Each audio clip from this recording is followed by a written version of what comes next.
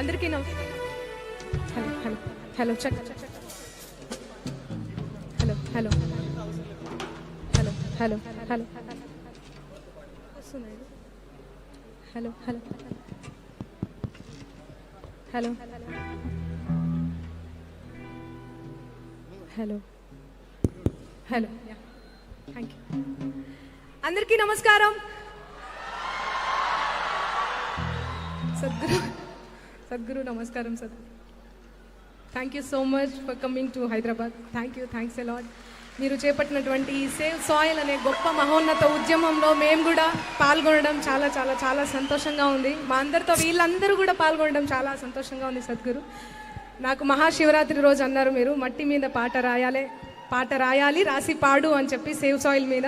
So రాయించడం జరిగింది. మాటల తిరుపతి అన్న రాశారు, నేను పాడతాను. Sadhguru, thank you so much. Thanks a lot.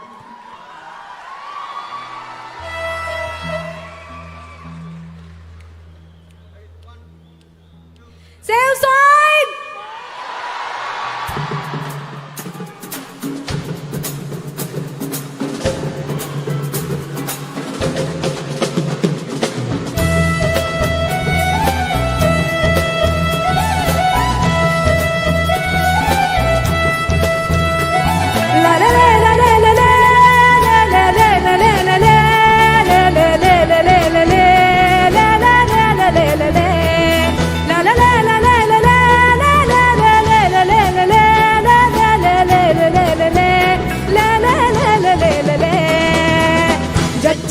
जनने हैलसो वहिला ला वहिला ओलेसा जज्जन कर जनने हैलसो वहिला ला वहिला ओलेसा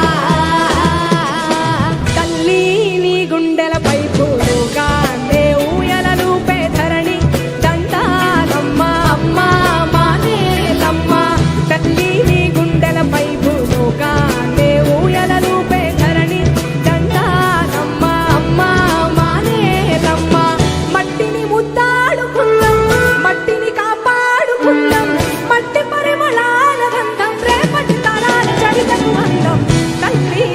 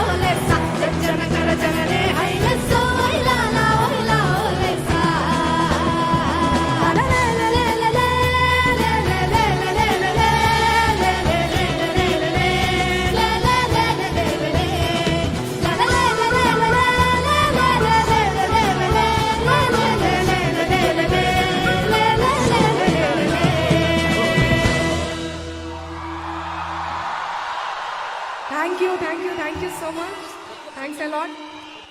ఒక చిన్న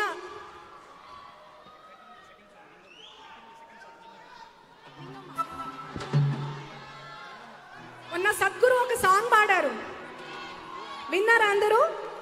అది హిందీలో, మనం తెలుగులో చిన్న ఏదో నాకు నచ్చి శ్యామన్నతో రాయించుకున్నా, నచ్చింది నాకు పాడాలనిపించింది ఎందుకో సద్గురు ముందు. చాలా బాగా పాడారు సద్గురు మీరు. సో మీ అందరి కోసం.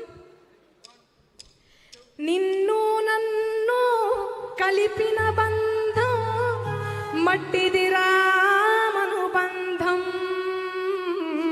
పంచిన ఒడినే మరిచామంటే మన పుట్టుకనే ఇక వ్యర్థం. అరచేతుల్లో మోసే అమ్మతనం చూసావా, తల్లి రుణాన్నే తీర్చే సమయం ఈరోజే అనలేవా, ఈరోజే అనలేవా. Thank you Sadhguru, thank you so much. మీ అందరి కోసం one more song.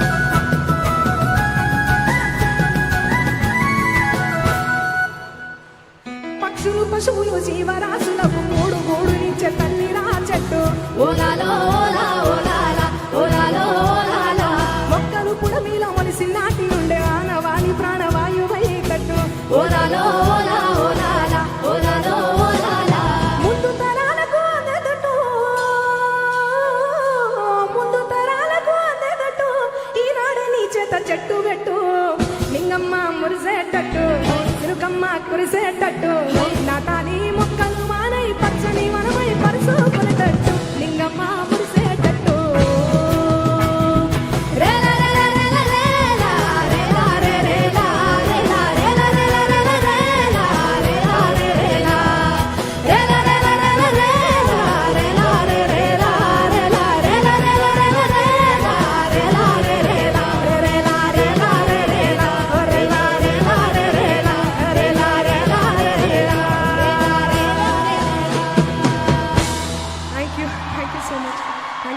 Sadhguru, thanks a lot. Thank you, Mangali. Thank you.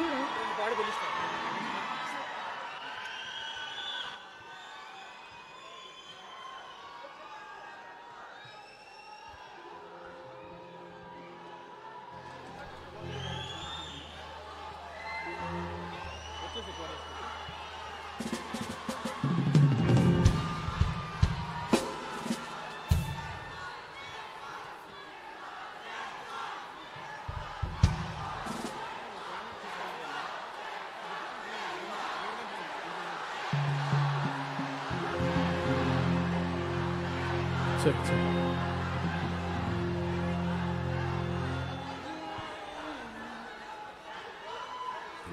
నమస్కారం సద్గురు, పెద్దలందరికీ నమస్కారం. సో మట్టికి ఏ విధంగా అయితే మనం రుణం తీర్చుకోలేమో సద్గురుకి కూడా రుణం తీర్చుకోలేము for whatever he's doing. Sadhguru, thank you so much for whatever you doing for us. పాట విషయానికి వస్తే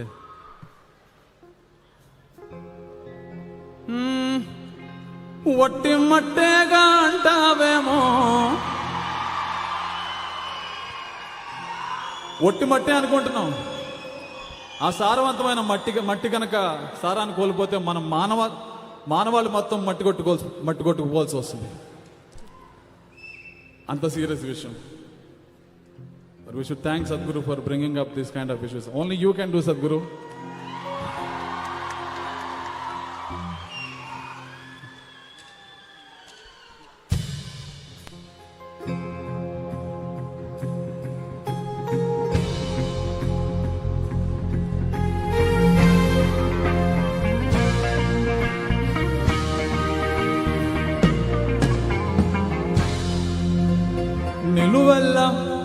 నిలువెల్ల పురుడోసుకుని నేలమ్మ పసిరి పైరులు గన్నది. చెట్టు సేవల పుట్టలతో జీవుల మనుగడకు అనువైనది. పురుగు పుట్ర సేరికతో సారం మట్టికి తోడైనది. పశుల పక్షుల తోడుగా జీవం నేలపై పారాడింది. ఒట్టి మట్టేగా అంటావేమో, మనుగడ పుట్టేది గిట్టేది మట్టిలోనే గదరా.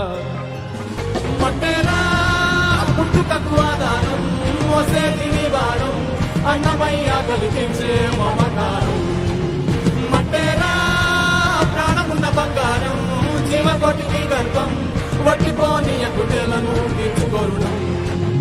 మట్టేరా పుట్టుకకు ఆధారం, మోసేటి నివారం, అన్నమయ్య కలిగించే మమకారం. మట్టేరా ప్రాణమున్న బంగారం, జీవకోటికి గర్భం, వట్టిపోని గుడ్డెలను తీర్చుకోరుడం.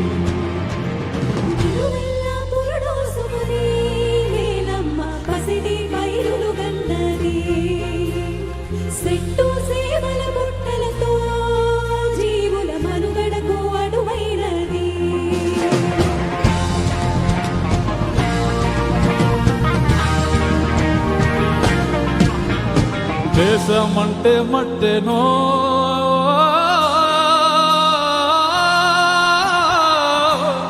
దేశమంటే మట్టెనో, మట్టి లేకుంటే మనిషెక్కడో. సారం లేని మట్టిలో నువ్వు సాగట్లా సాగిస్తావో. సాగుంటేనే సౌభాగ్యం, లేకుంటే నిలువలేదు ఏ రాజ్యం. తిండి పట్ట నీడకి నిండు మట్టేరా మూలాధారం. ఒట్టి మట్టేగా అంటావేమో, మనుగడ పుట్టేది గిట్టేది మట్టిలోనే గదరా. మట్టేరా పుట్టుకకు ఆధారం, మోసేది నీ భారం, అన్నమయ్య కలిగించే మమకారం. మట్టేరా ప్రాణమున్న బంగారం, జీవకోటికి గర్భం, పట్టిపోని ఎక్కుటేలను తీర్చుకోరుడం. మట్టేరా పుట్టుకకు ఆధారం, మోసేది నీ భారం, అన్నమయ్య కలిగించే మమకారం. మట్టేరా ప్రాణమున్న బంగారం, జీవకోటికి గర్భం, పట్టిపోని ఎక్కుటేలను తీర్చుకోరుడం. నిలువెల్ల పురుడోసుకుని నేలమ్మ పసిరి పైరులు గన్నది, చెట్టు సేవల పుట్టలతో జీవుల మనుగడకు అనువైనది.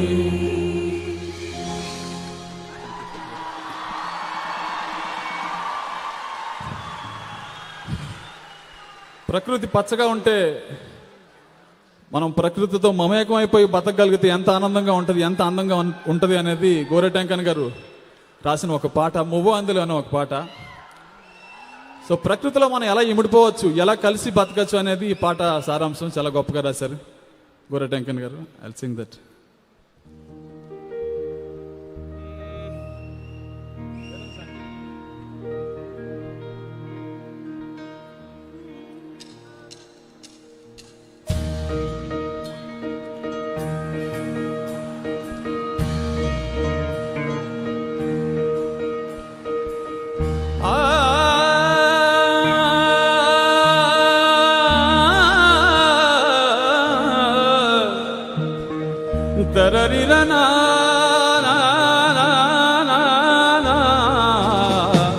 మువ్వ అందలు ముత్తు కిన్నెరా చేతిలో పడదామా, పాట పాడుకుంటా ఆటాడుకుంటా పయన వెళ్దామా. మువ్వ అందలు ముత్తు కిన్నెరా చేతిలో పడదామా, పాట పాడుకుంటా ఆటాడుకుంటా పయన వెళ్దామా. మువ్వ అందలు ఓహో మువ్వ అందలు, మువ్వ అందలు ముత్తు కిన్నెరా చేతిలో పడదామా, పాట పాడుకుంటా ఆటాడుకుంటా పయన వెళ్దామా. మువ్వ అందలు ముత్తు కిన్నెరా చేతిలో పడదామా, పాట పాడుకుంటా ఆటాడుకుంటా పయన వెళ్దామా.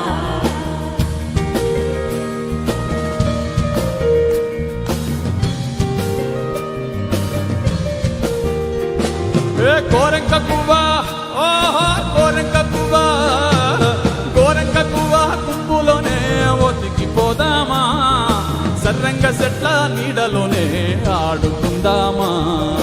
కోరెంక పువ్వా కుంపులోనే ఒతికిపోదామా, సర్రంగ చెట్ల నీడలోనే ఆడుకుందామా. కోరెంక పువ్వా ఓహో కోరెంక పువ్వా, కోరెంక పువ్వా కుంపులోనే ఒతికిపోదామా, సర్రంగ చెట్ల నీడలోనే ఆడుకుందామా.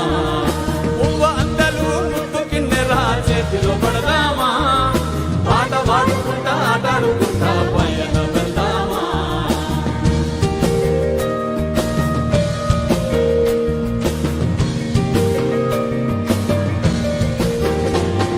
చెట్టు గుట్ట ఓరద చెట్టు గుట్ట, చెట్టు గుట్ట పుట్టలతోని సెలిమిసేద్దామా. ఓ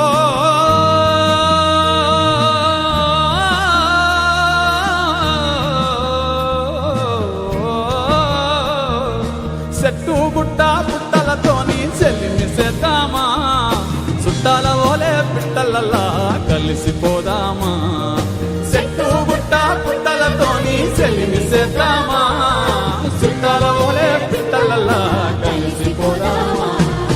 పువ్వ అందలు ఓహో పువ్వ అందలు, పువ్వ అందలు ముత్తు కిన్నెరా చేతిలో పడదామా, పాట పాడుకుంటా ఆటాడుకుంటా పయన వెళ్దామా.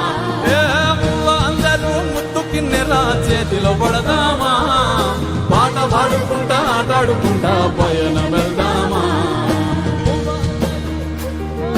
పువ్వ అందలు, పువ్వ అందలు. Thank you.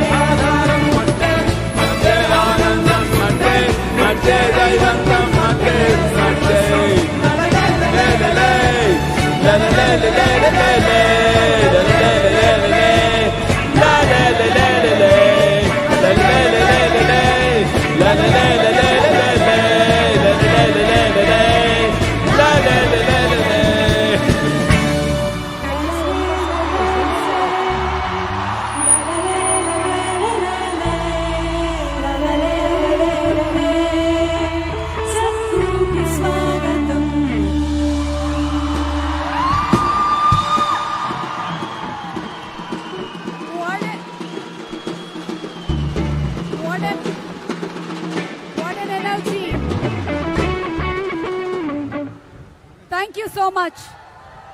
Thank you so much. Thank you so much, Ram Miryala garu, and thank you so much, Mangli. మీ పాటల్లో మామూలుగానే మట్టి వాసన గుబాళిస్తుంది. ఈరోజు మట్టి కోసం Sadhguru conscious planet save soil movement లో మరింతగా మట్టి వాసనని వెదజల్లినందుకు ధన్యవాదాలు తెలియజెప్తున్నాము. Thank you so much Mangli and Ram Miryala. And thank you so much all the earth buddies. What a wonderful energy. Thank you. Sadhguru Hyderabad reach అయినటువంటి ఈ శుభ సందర్భంగా జరుగుతున్న ఈ సేవ్ సాయిల్ ఈవెంట్ లో భాగంగా ఇక్కడికి విచ్చేసినటువంటి honourable minister for agriculture Shri Niranjan Reddy garu సాదరంగా వేదికపైకి ఆహ్వానిస్తున్నాము. May we request our honourable minister for agriculture Singireddy Niranjan Reddy garu to please come on stage and address the gathering. వారిని వచ్చి మాట్లాడవలసిందిగా రిక్వెస్ట్ చేస్తున్నాము. మంత్రివర్యులు మీరు మాట్లాడిన తర్వాత అప్పుడు సద్గురు గారు వేదిక మీదకి రావడం జరుగుతుంది. ముందుగా మినిస్టర్ నిరంజన్ రెడ్డి గారిని వచ్చి మాట్లాడవలసిందిగా రిక్వెస్ట్ చేస్తున్నాము. మీకు ఘన స్వాగతం పలుకుతున్నాము. Thank you so much Telangana government and thank you so much agriculture minister. Thank you.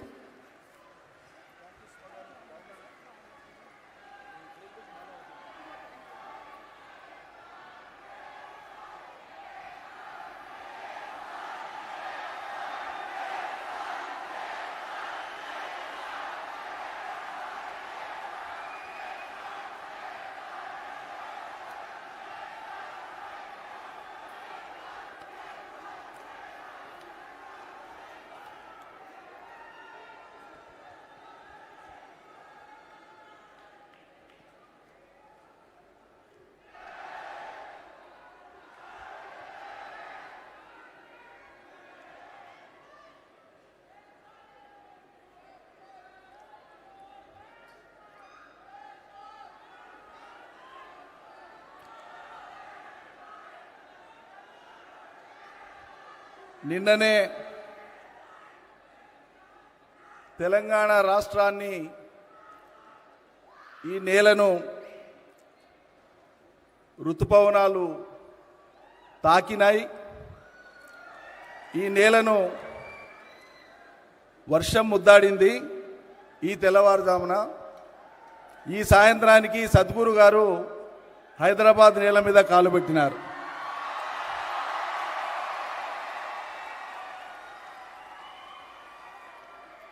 వారికి తెలంగాణ రాష్ట్ర ప్రభుత్వ పక్షాన, తెలంగాణ రాష్ట్ర ప్రజల పక్షాన, నా పక్షాన, రాష్ట్ర వ్యవసాయ శాఖ పక్షాన, రాష్ట్ర రైతన్నలందరి పక్షాన, నా సహచర మంత్రివర్యులు సోదరులు, సభలో ఉన్నటువంటి గౌరవనీయులు శ్రీ శ్రీనివాస్ గౌడ్ గారి పక్షాన, స్పోర్ట్స్ చైర్మన్ వెంకటేశ్వర రెడ్డి గారి పక్షాన, ప్రకృతి ప్రేమికులు, విద్యార్థికులైనటువంటి మా మిత్రులు వేదకుమార్ గారి పక్షాన, ఈ సమావేశంలో సభలో ఉన్నటువంటి వేలాది మంది పక్షాన వారికి హృదయపూర్వకంగా నేను స్వాగత సుమాంజలి తెలియజేస్తూ, నమస్కరిస్తూ, మీ అందరికీ నమస్కారాలు తెలియజేస్తూ, పెద్దలకు, పర్యావరణ హితులకు, భూమి పుత్రులకు, ఈ నేల బిడ్డలకు, ప్రాణుల్ని, చరాచర జీవుల్ని ప్రేమించేటువంటి హృదయం గల మీ అందరికీ, యువతీ యువకులకు, అందరికీ, మీడియా మిత్రులకు నేను హృదయపూర్వకంగా మళ్ళొక్కసారి నమస్కారాలు తెలియజేస్తున్నాను.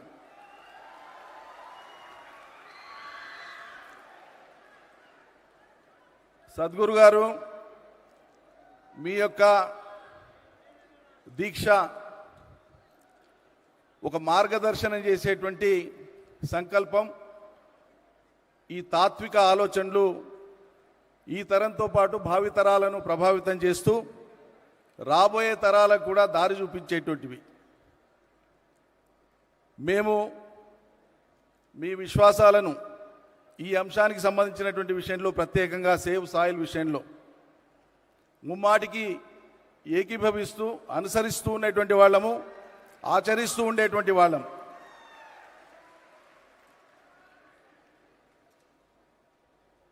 నిజంగా చెప్పాలంటే మేం మట్టి మనుషులం, తెలంగాణ బిడ్డలము, తెలుగు బిడ్డలం, మట్టి మనుషులం.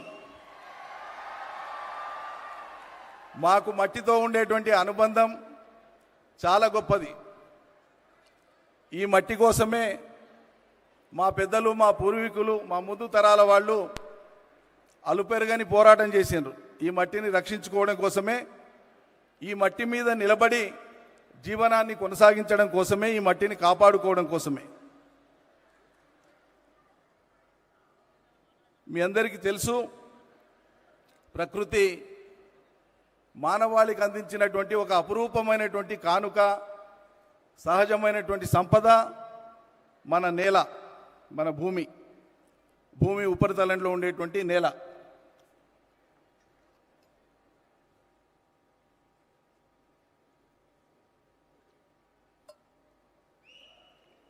ఈ నేల మనకు, నేల లేనిది జీవం లేదు, జీవం ఉండేది నేలలో. జీవం మనుగడ సాగించాలంటే నేల కాపాడబడాలి. అందులో ఉండేటువంటి చరాచర జీవులన్నీ, కంటికి కనిపించేవి, కంటికి కనిపించవి, మనతో పాటు పుట్టినవి, మనకంటే ముందు పుట్టినవి, మన తర్వాత పుట్టబోయేవి, ఏ జీవులైనా మనుగడ సాగించాలి. ఒక వైవిధ్యభరితమైనటువంటి పరిణామ క్రమం ఇంకా ముందుకు సాగాలంటే ఖచ్చితంగా మనం దీన్ని కాపాడుకోవాలి.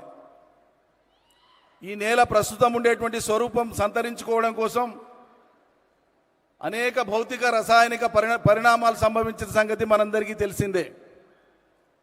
దాశరథి గారు అన్నట్లు,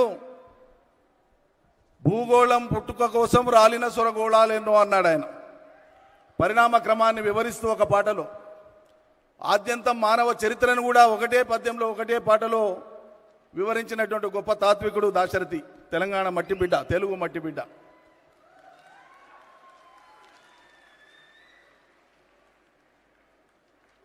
పరిణామ క్రమంలో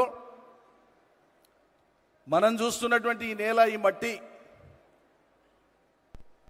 జీవానికి యోగ్యమైనటువంటిది.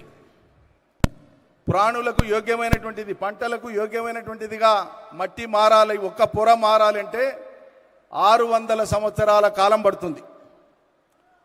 అట్లా వేల వేల వేల సంవత్సరాల కాలంలో ఈ భూమి అవతరించినప్పటి నుంచి జరిగినటువంటి అనేక పరిణామ క్రమాల్లో మనం చూస్తున్నటువంటి ఈ నేల, ఈ ప్రపంచానికి జీవరాశులకు అన్నం పెడుతున్నటువంటి నేల, జీవాన్ని కాపాడుతున్నటువంటి నేల. మరి ఈ నేల కాలగమనంలో ప్రత్యేకించి మన దేశంలో తీసుకుంటే దాదాపు ఇప్పటికే మనకు ఉండేటువంటి భూమిలో ఒక 30% భూమి ఎడారీకరణ జరిగింది. ఇదే పరిస్థితి కొనసాగితే ఇప్పుడు ప్రపంచవ్యాప్తంగా ఉండేటువంటి 780 కోట్ల జనాభా ఉంది. మరో దశాబ్ద కాలం గడిస్తే దాదాపు అది దశాబ్దన్నర గడిస్తే దాదాపు 900 కోట్లు అవుతుందని చెప్పి అంచనాలు ఉన్నాయి. అప్పటికి ఇదే రీతిన మనం ఈ నేలను ఇట్లే నిర్లక్ష్యం చేస్తే ఆహార కొరతనే కాదు, ఆహారం లేక జీవరాశులే కాదు, మానవులు కూడా అంతరించిపోయేటువంటి ఒక ప్రమాదం మన ముందు కనిపిస్తున్నది. దాని నుంచి బయటపడాలి. మనం సాంప్రదాయబద్ధంగా భారతదేశంలో వేల సంవత్సరాలుగా మొదలైనటువంటి వ్యవసాయ నాగరికత, ప్రపంచంలో మానవుడు వ్యవసాయం మొదలుపెట్టి 13,000 ఏళ్ళైతే స్థిరమైనటువంటి వ్యవసాయం ఒక చోట సెటిల్ అయి అక్కడే ఉండి ఆవాసాలు ఏర్పరచుకొని వ్యవసాయం ప్రారంభించి 10,000 సంవత్సరాలైంది. ఈ 10,000 సంవత్సరాల కాలంలో దాదాపు 100 సంవత్సరాల క్రితం వరకు కూడా నేల ఆరోగ్యంగానే ఉండింది. తీవ్రమైనటువంటి పరిణామాలన్నీ కూడా ఈ 100 ఏళ్ల కాలంలోనే జరిగినాయి. 100 ఏళ్ల కాలంలో మానవుడి యొక్క ఆవిష్కరణలు అద్భుతమైనటువంటి రీతిలో ఉన్నాయి. మానవ నాగరికత శాస్త్రీయంగా, సాంకేతికంగా అత్యద్భుతమైనటువంటి రీతిలో పురోగమించింది. సమాంతరంగా విధ్వంసానికి దోహదపడేటువంటి చర్యలకు కూడా మానవాళి పూనుకుంటున్నది. ఒక విద్యుక్త ధర్మం, నైతిక ధర్మం, రాజ్యాంగాల పరమైన ప్రపంచం మొత్తం దేశాలు అనేకం కాబట్టి ఆయా దేశాల యొక్క రాజ్యాంగాల పరంగా మానవుల యొక్క నైతిక విధితో పాటు రాజ్యాంగ కర్తల యొక్క, శాసనకర్తల యొక్క, ప్రజల యొక్క రాజకీయ కర్తవ్యం ద్వారా మాత్రమే ఈ ధరిత్రిని మనం కాపాడుకోవడానికి అవకాశం ఉంటుంది. అందులో మీలాంటి మహనీయులు, మహానుభావుల యొక్క పాత్ర ఎనలేనటువంటిది, ఘనమైనటువంటిది, కొనియాడదగినటువంటిది, ఈ తరానికి భావితరాలకు స్ఫూర్తినిచ్చేటువంటిది. ఈ 100 ఏళ్ల కాలంలో జరిగినటువంటి పరిణామాల్లో ప్రత్యేకించి మన దేశంలో సాంప్రదాయ పద్ధతిలో సాగినటువంటి వ్యవసాయం ద్వారా నేల ఆరోగ్యం కాపాడబడింది. కానీ సాంప్రదాయ పద్ధతిలో సాగినటువంటి సాగు వ్యవసాయం ప్రాణులకు కానీ మానవులకు కానీ ఈ దేశంలో సరిపోయినటువంటి మోతాదులో ఆహారాన్ని అందించలేనటువంటి పరిస్థితి కొనసాగినప్పుడు ప్రపంచ పోకడలను మనం దిగుమతి చేసుకొని హరిత విప్లవం పేరు మీద, సస్య విప్లవం పేరు మీద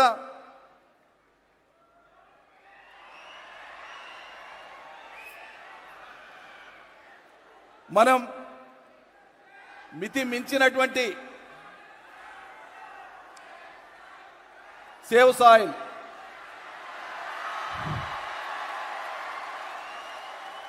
మితిమీరినటువంటి, మీకు తెలియాల్సినటువంటి అంశం ఇది. మనం అందరం భుజించేటువంటి ఆహారంలో ఈరోజు పరిమితికి మించినటువంటి ఫర్టిలైజర్, అదేవిధంగా పెస్టిసైడ్ రెసిడ్యువల్స్ ఉంటున్నాయి. వీటిని తగ్గించకపోతే, వీటి వాడకాన్ని రేషనలైజ్ చేయకపోతే, irrational usage of fertilisers and chemicals and pesticides వాటి మీద స్థిరమైన నియంత్రణ లేకపోతే భవిష్యత్తు అంధకారం అవుతుంది. అందుకోసమే చివరి విషయం చెప్పి నేను ముగిస్తాను.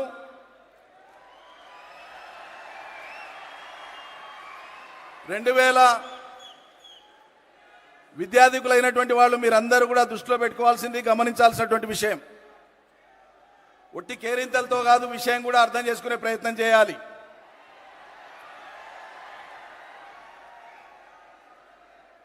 2015 సెప్టెంబర్లో వారికి యుఎన్ఓతో అనుబంధం ఏర్పడింది కాబట్టి ఇవాళ ప్రపంచ దూతగా యుఎన్ఓ వారిని ఎంపిక చేసుకున్నది కాబట్టి యుఎన్ఓ వాళ్ళు 2015 సెప్టెంబర్లో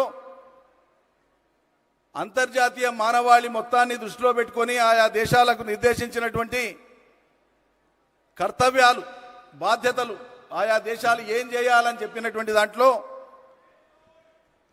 సస్టైనబుల్ డెవలప్మెంట్ గోల్స్ అని చెప్పి ఆ రోజు ఒక 17 గోల్స్ని ప్రపంచ దేశాలకు వాళ్ళు డిటర్మైన్ చేసినారు.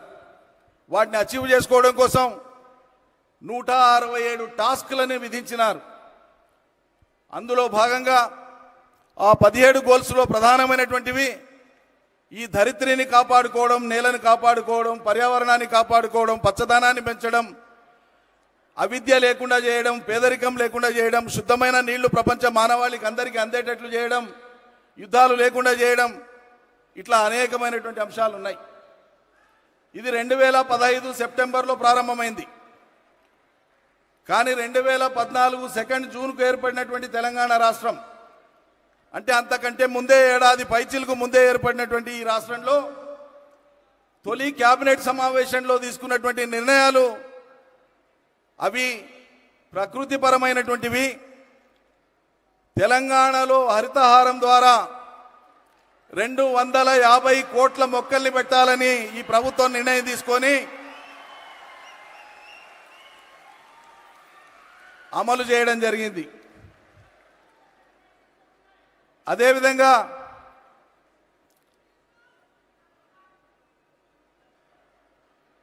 నీటి వనరులను సంరక్షించడం కూడా నేల ఆరోగ్యాన్ని కాపాడడానికి తోడ్పడేటువంటి అంశం. నీరు లేని నేల మళ్ళీ ఎడారిగానే మారుతుంది, అది ఇంత సారవంతమైందైనా. కాబట్టి నేలకు అవసరమైనటువంటి నీరు వర్షాధారంగానే కాక వర్షాధారంగా వచ్చినటువంటి నీళ్లను నిల్వ ఉంచుకొని సముద్రంలోకి కలిసేటువంటి నీళ్లను ఒడిసిపట్టి ఎక్కడికక్కడ చెరువులు, కుంటలు, వాగులు, వంకలు, ప్రాజెక్టులు, రిజర్వాయర్ల ద్వారా ఇలా తెలంగాణ భారతదేశంలో భూగర్భ జలాన్ని పెంచడంలో నంబర్ 1 రాష్ట్రంగా నిలిచింది. ఎక్కడ చూసినా కూడా నీటి సంపద, జల సంపద. ఈరోజు తెలంగాణ నేల మీద మనుషులే కాదు, వ్యవసాయం వృద్ధి అయినటువంటి కారణంగా తెలంగాణ నేలంతా పచ్చబడ్డది. ఎక్కడ చూసినా కూడా పచ్చదనంతో పరుచుకొని ఉన్నది. అదేవిధంగా తెలంగాణలో పశువులు కానీ, గొర్రెలు కానీ, ఇతర జీవ సంపద అయితే లైవ్ స్టాక్ అంటామో మనం, అది సుమారు ఇవాళ 2019 లెక్కల ప్రకారంగా 5 ఏళ్లకోసారి పశుగణన జరుగుతుంది. 2019 లెక్కల ప్రకారంగా 3,26,00,000 జీవాలు ఉన్నాయి ఇవాళ తెలంగాణలో. ఆ జీవాల వల్ల జరిగేటువంటిది అవి నేల మీద సంచరిస్తూ వాటికి దొరికిన ఆహారాన్ని భుజిస్తూ వాటి మలమూత్ర విసర్జన ద్వారా భూమి సారాన్ని పెంచేటువంటి ప్రక్రియ కూడా తెలంగాణలో జీవజాతులు తోడ్పడుతున్నాయి. ఈ విధంగా రాబోయే తరాలకు ఈ నేలను కాపాడుకోవడం ద్వారా 1 ఆహార భద్రతను, 2 మంచి పర్యావరణాన్ని అందించేటువంటి బాధ్యత మనందరిది. ప్రపంచ ప్రఖ్యాత ఆంథ్రోపాలజిస్ట్ ఎన్రిక్ సాల్మన్ చెప్పినటువంటి విషయం, మనం బంధం జీవులం అంటే మనుషులమే కాదు, అన్ని రకాల జీవులతో మనకు బంధం ఉంది, అనుబంధం ఉంది అన్నటువంటి దృష్టితో మనం గాలి పీలుస్తున్నాం, అవి కూడా గాలి పీల్చుకుంటున్నాయి, వాటి గాలి మనం పీల్చుకుంటున్నాం, అవి జీవించాలి, మనం జీవించాలనేటువంటి ఒక సిద్ధాంతంతో, కారుణ్యమైనటువంటి భావనతో, కంపాషన్తో ఈ భూమి మీద మానవుడు ఒక్కడే కాదు హక్కుదారుడు, సమస్త జీవజాతులన్నీ హక్కుదారులైనటువంటి విధంగా భావితరాలకు ఈ సందేశాన్ని తీసుకొని పోవాలి. దీన్ని మనం అందరం ఆచరించాలని చెప్పి మనవి చేస్తూ, తెలంగాణ ప్రభుత్వ పక్షాన మీ యొక్క ఫౌండేషన్ చేస్తున్న కృషికి మేము అనుబంధంగా ఉంటాము, తోడుగా ఉంటామని చెప్పి ప్రకటిస్తూ మీ అందరికీ ధన్యవాదాలు అర్పిస్తూ ముగిస్తాను. జై తెలంగాణ, జై Bharat.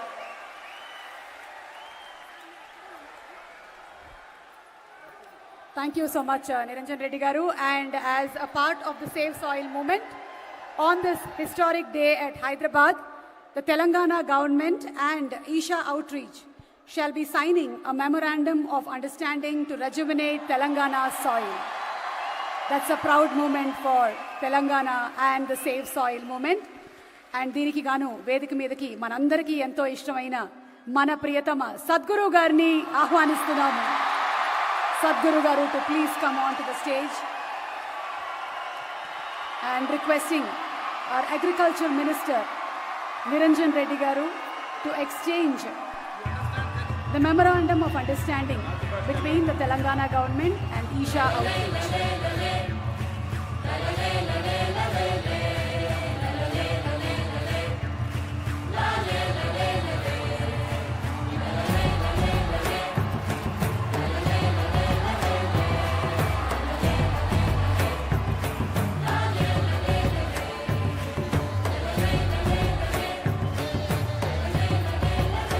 Indeed is a historic moment.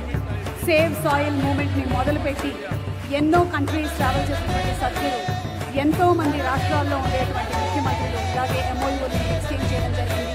And ఈ రోజు మన తెలంగాణలో ఉండేటువంటి వాళ్ళందరికీ గర్వకారణం ఏంటి అంటే తెలంగాణ ప్రభుత్వం కూడా ఎంఓయూని సేవ్ మూమెంట్తో ఎక్స్చేంజ్ చేయడం. నిరంజన్ రెడ్డి గారిని ఒక్క నిమిషం వేదిక మీద ఉండవలసిందిగా రిక్వెస్ట్ చేస్తూ inviting on stage minister Srinivas Goud గారిని వేదిక మీదకి రావాల్సిందిగా రిక్వెస్ట్ చేస్తున్నాము.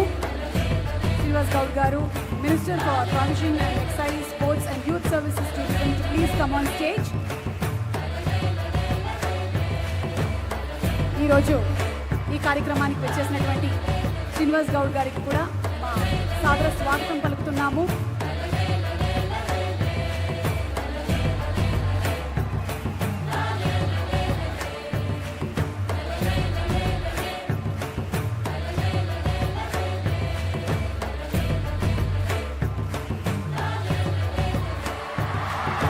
Also requesting everybody to hold your placards, Save Soil.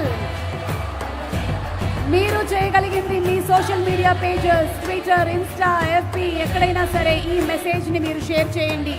మీ కంపెనీస్లో కూడా మీరు ఈ మెసేజెస్ని షేర్ చేయండి. Address the cause and be a earth buddy. Let's join hands together for Save Soil. మట్టిని రక్షించండి, అది మనల్ని రక్షిస్తుంది.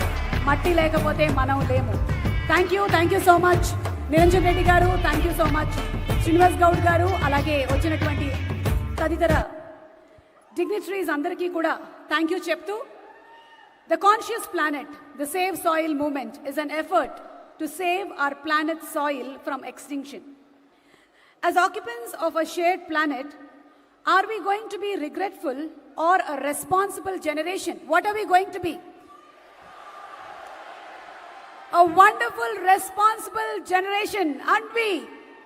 So here's presenting to you a video that explains the science behind the Save Soil movement. Please orient yourself towards the screens, please. And here we have the video that explains the science behind the Save Soil movement. We are talking about climate change, carbon emissions, and global warming and various other aspects, but we are not addressing soil. Soil is the habitat upon which zillions of lives thrive.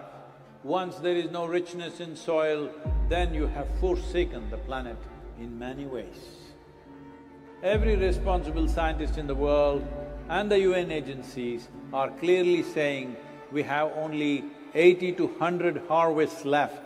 That means approximately 45 to 50 years of agricultural soil left on the planet.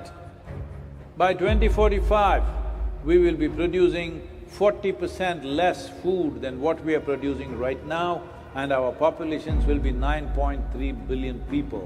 The food shortages that could manifest in the next 25 years, the consequences of that is unimaginable. Civil wars will unfold across the world once there is food shortage. What we are facing now is soil extinction. Why is soil becoming extinct? Where is it going away? What is happening to our soil? We must understand, if you add organic content to sand, sand will turn into soil. If you remove all organic content from the soil, soil will become sand. In normal agricultural soil, the minimum organic content should be between 3 to 6%. The most minimum is 3%. At least this minimum to keep the soil alive, to keep the soil as living soil is a must. Agricultural soils across the world, the depletion is so heavy. In most countries, more than 50% of the topsoil is already gone in the last 100 years. The nutrient levels have dropped significantly. The level of micronutrients you would get from your food in early 20th century to what you are getting from the same food now has dropped 90%. If you ate one orange in 1920s, what you got from it? Now in 2020, if you have to get the same, you will have to eat 8 oranges. This is what we have done to our food. Soil is the biggest ecosystem on the planet, and so few people know anything about it. 1 teaspoon of healthy soil probably contains more microbes than there are people on Earth. The microbial life in the first 12 to 15 inches of topsoil is the basis of our existence. It is this magic beneath our feet which has produced the life that we are. This first 12 to 15 inches of soil is the basis of life for 87% of life on this planet, including you and me. We have to begin to recognize that what we call our soil, Mother Earth, is a living organism. Open soils, ripped open by ploughing, open to sunlight, is the basis of destruction of microbial life. So the focus should be on agriculture, the focus should be on seeing that land is under shade as much as possible, some kind of shade, grasses, herbs, bushes, trees. So it's extremely important that soil regeneration is enshrined in the policy of every government on the planet. We must change the narrative on the planet that soil is a wealth, a legacy we have received from previous generations, and we have to pass it on as living soil for future generations. We are in a cusp of time. If you do the right things now, in the next 15 to 25 years, we can significantly turn this situation around and regenerate the soil. But if we allow this to progress like this for another 30 to 40 years, after 40 years if we attempt this, then it could take 150 to 200 years, because that much loss of biodiversity would have happened. From 21st of March for 100 days, the whole world, every human being on the planet should talk soil. We must hear the word soil, save soil everywhere, to see that the narrative on the planet changes towards the most vital aspect of our life, the soil. Each one of you should reach as many people as you can to make this happen. As a part of this, to activate support from the citizenry to assure the governments long-term investments will be appreciated. I'm 65 and I'm riding 30,000 kilometers, a lone motorcycle journey, 30,000 kilometers across 24 nations.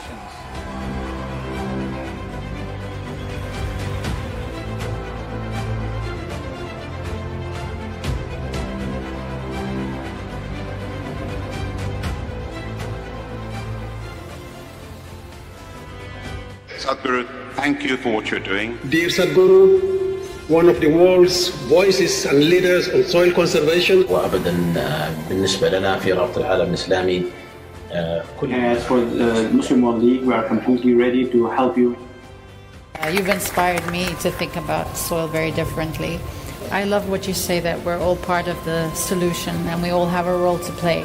This is my appeal to every one of you, because I don't want this COP15 to end as one more convention with more paper and more paper. This must end with concrete action, and action in such a way that it's implementable. it is implementable, and we will see a distinct change in the coming few years.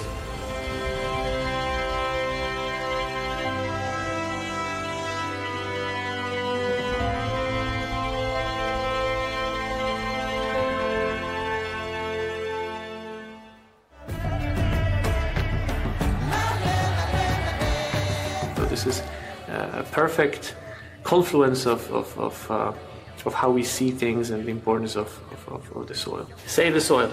Our soil needs nourishment. Save soil. Let us make it happen. सदगुरु जी ने यात्रा की, दुनिया को मिट्टी के प्रति स्नेह तो पैदा हुआ ही होगा, लेकिन भारत की मिट्टी की ताकत का भी परिचय मिला होगा। I salute you, your energy and your dedication, and my full support of what is needed from the Palestinian side. To honor the people of this country, I want to thank you very much.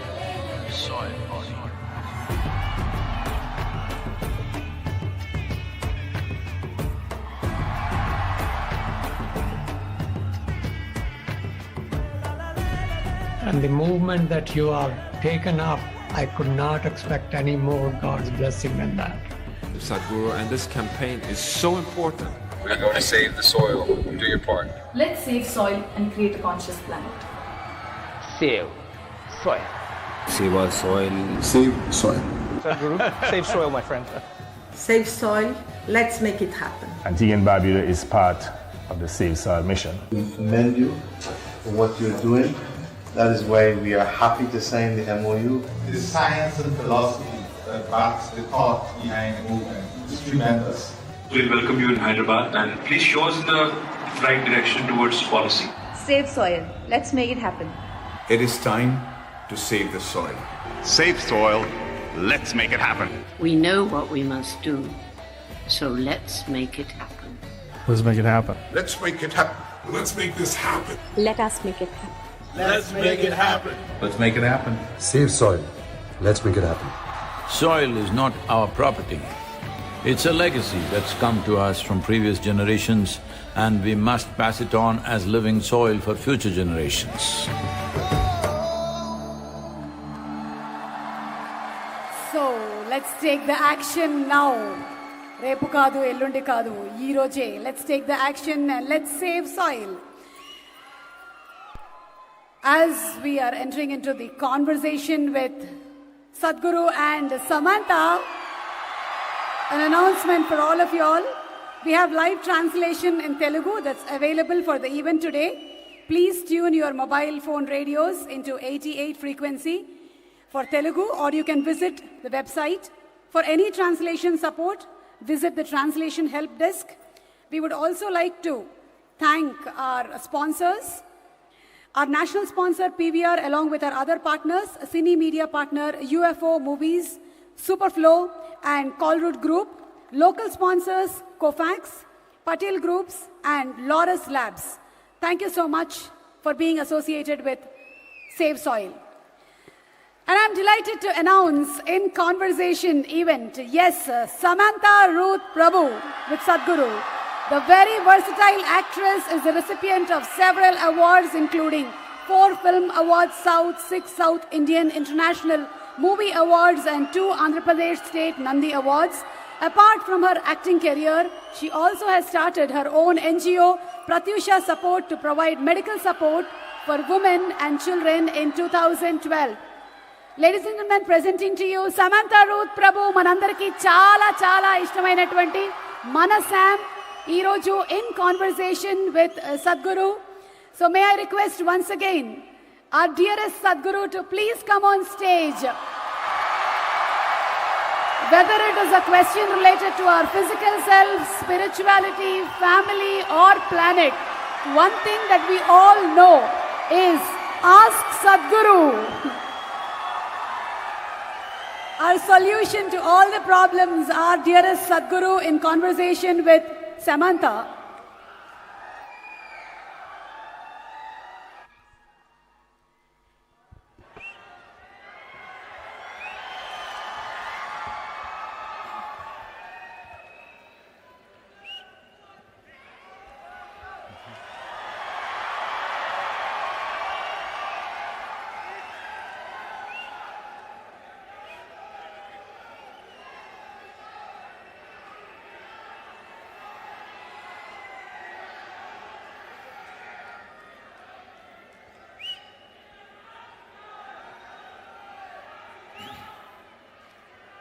Kalo na janati tava jananam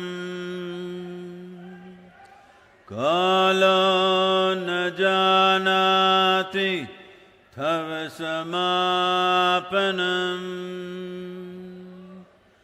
Drushto maya tava mahakara Yogeshwara Kala Kala Yogeshwara Kala Kala Namaskaram. Namaskaram to everyone. Namaskaram to you. Please, please. So, okay. Don't tell me, huh? You need to tell the world.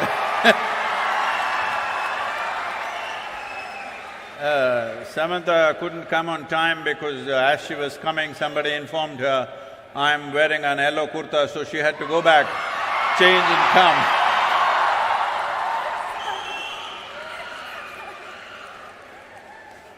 Good evening, Sadhguru.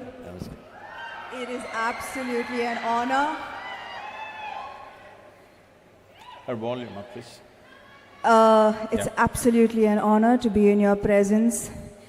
I don't usually carry cue cards, but you know, when you talk, you have the tendency to make people freeze, and I might forget my name, so better safe than sorry. Welcome back to Hyderabad. Thank you. The 94th day of your motorbike tour to save soil. 562 events, 26,000 kilometers. I'm just tired saying it. Don't you ever get tired, Sadhguru? See, people continuously asking me almost everywhere, looking at the schedule and the distances we are making. Like what is that, 562 events. 562 events means on an average 8 to 9 events per day is what's been happening along the way apart from the riding. So,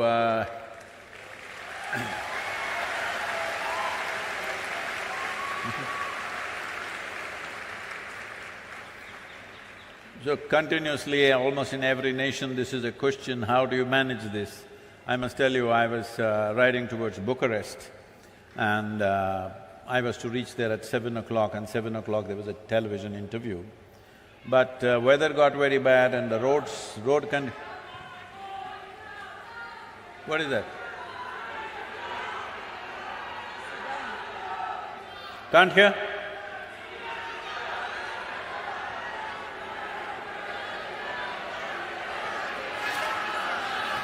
What? You're blocking the view, You can see there. That's okay, please. Now they can't change that, please. You look at the screen. You always seen Samantha only on the screen, so what does it matter? It's not me they're here for, Sadhguru. Huh? It's not me they're here for. So I was to go there at 7 o'clock in the evening, but the ride became 9.5 hours instead of 6 hours as it was planned. So I reached there around 11:15 and they were still waiting, the television crew. So I walked straight into the event and well, an hour and a half when we finished, it was nearly 1 o'clock in the morning, and then I was talking to them. So this anchor said, at this age, how do you ride for 9 hours and come and do an interview and you're still fine? He repeated the word "this age" 3 times and I didn't like it. I'm warning you so that you don't use that. I'll make note. So I told him, see, I lived my life so intensely, I never had the time to get old.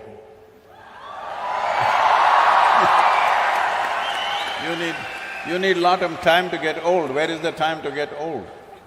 Can you please give me the secret as well? I will. I would like to stay this way for some time. We will reveal the secrets. So I see your amazing bike, and some would say a bike tour, an unusual way to create awareness. Why a bike tour, Sadhguru? Why a motorcycle? Well, see, the thing is, last 2.5 years particularly, I've been talking to various agricultural ministries, scientists, top scientists in the world, soil scientists I mean, and bureaucrats and variety of people who hold responsible positions in the world.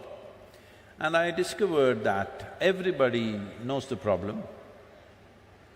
Everybody generally knows the direction of the solution. Then wondering, why is it not happening? Everybody knows the problem, everybody knows the solution. Then I realized they're waiting for an idiot to bell the cat. So here I am. So if I fly around and do it, it won't have that. So I have to walk. If I walk, I might die. Most probably, yes.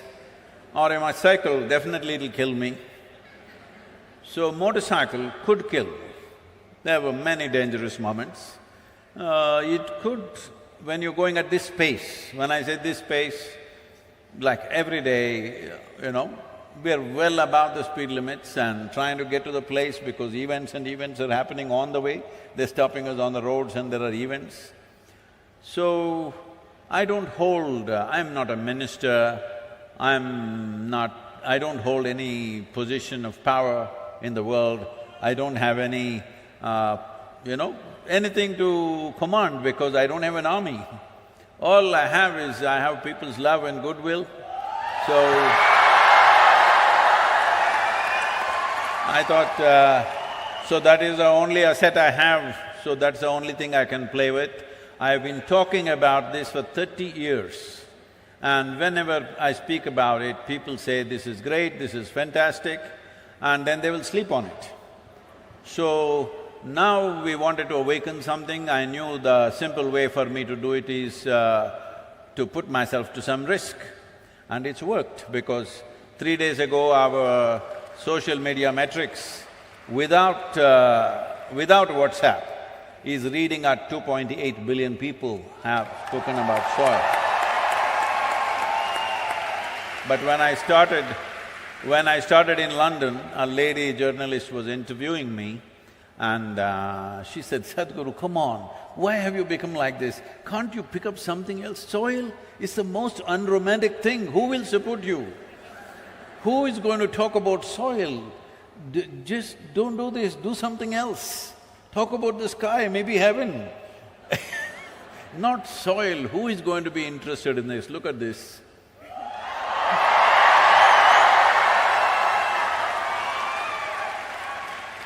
There is this constant question about river water being wasted to the ocean, Sadhguru. So, is there a way that we can save it?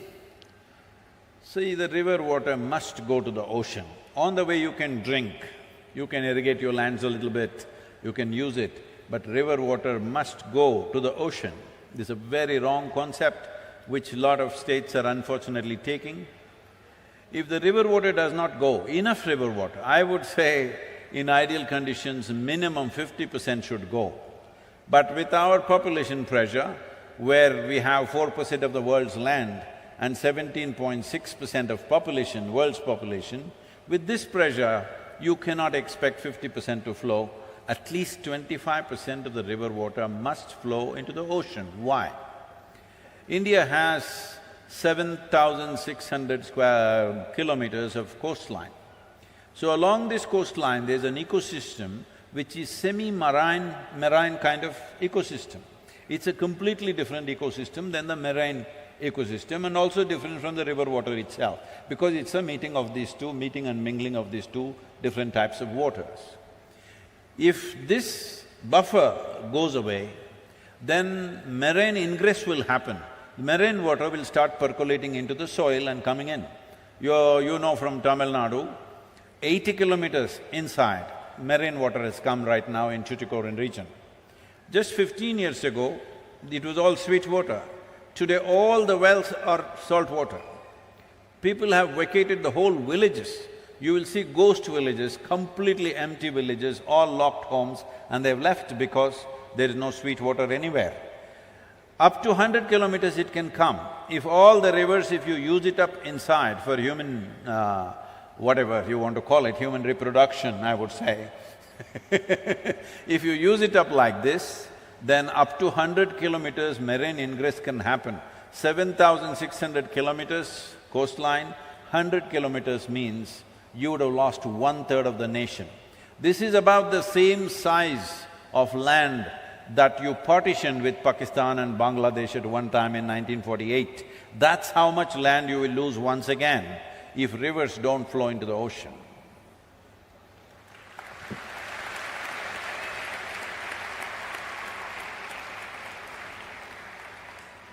Sadhguru, since I have this time with you, I'm going to be greedy and ask a few questions that have been on my mind for a while. Personally, I love to visit places of worship. I believe in a higher power, in good energy, in karma. But there is a counter viewpoint that religion divides us. What is the purpose of religion in our lives today, and how would you answer an atheist who says that the world would be a better place without the divisive policies of religion? I very much agree with that. Because of the way we are propagating it today. See, most religions that you know today, in its infancy, started as spiritual processes, as a quest for human being to know something beyond just eating, reproducing, sleeping, beyond that, because there's a longing. This is not taught to you, there's a natural longing within you. See, if you're struggling for food, food will be the only thing. If you're struggling to have a shelter, that'll be the only thing. Suppose everything you want is just provided today, then suddenly you wonder, why am I here? What is it? So there is a longing to know. A human being cannot simply say, I don't want to know anything, I will just eat well and live well. It doesn't work, because your intelligence is evolved into a certain place where without asking a question you cannot exist. So when I say without asking a question, question means a quest. Question is just a tool to dig deeper into something, whatever you wish to know. But right now, all religions started with this question. But today, most religions have come to this place, you cannot ask a question. If you ask a question, you're dead.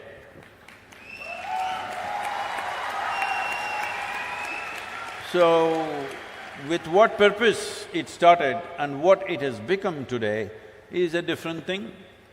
So, we need to make a distinction between religion, religious process and spiritual process.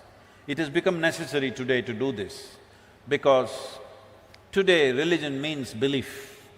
You believe this, this and this, then you belong to this religion. If you believe that, you become that religion. So when you say, I believe something, it's like this.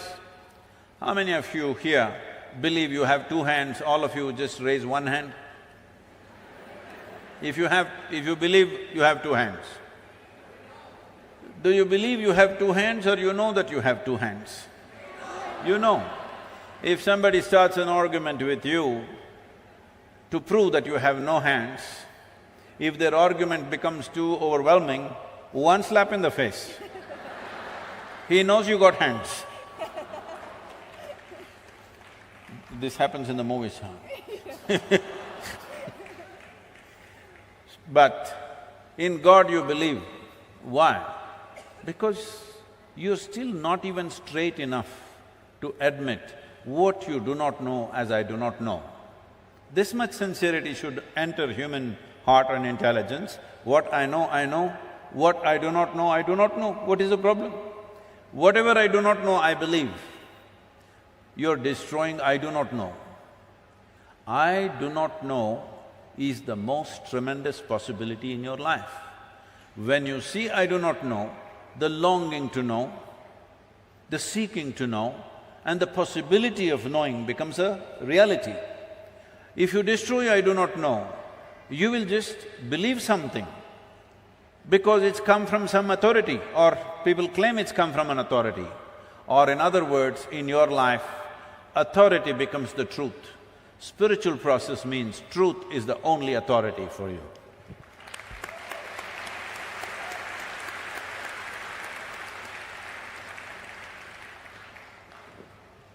Another question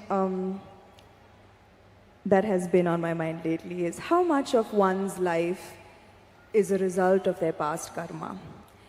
Are the injustices and unfairnesses that one faces in one's life a result of their past karma? If so, do you accept these injustices and find solace in the fact that, okay, the karma is being cleared, even though it might seem detrimental to our lives in so many ways?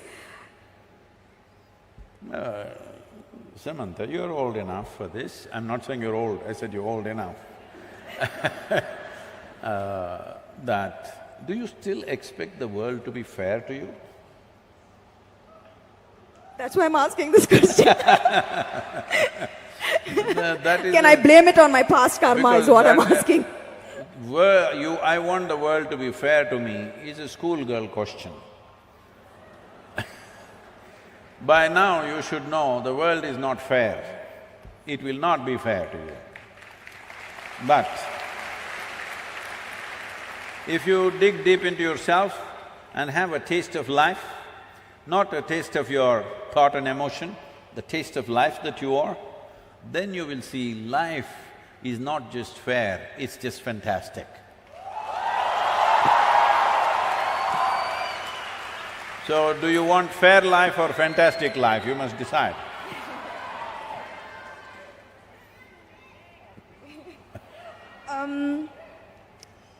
I've noticed this, that beyond the material ego, there is now suddenly a widespread… Who's this ego guy, your friend? Is all around me.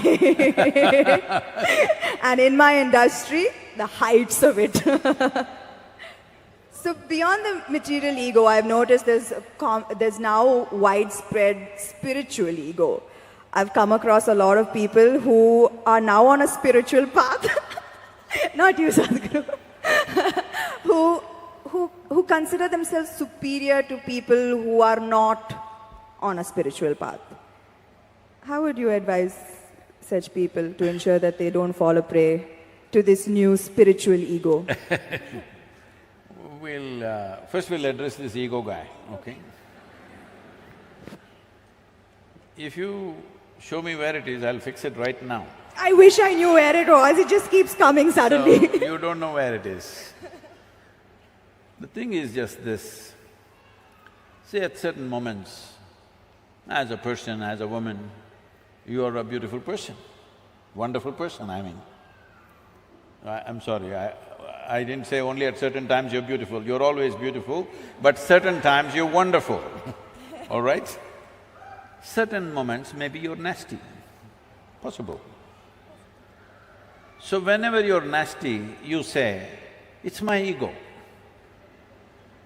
Why don't you say, it's me, I'm sometimes wonderful, sometimes nasty. If you see this, naturally nastiness will go down.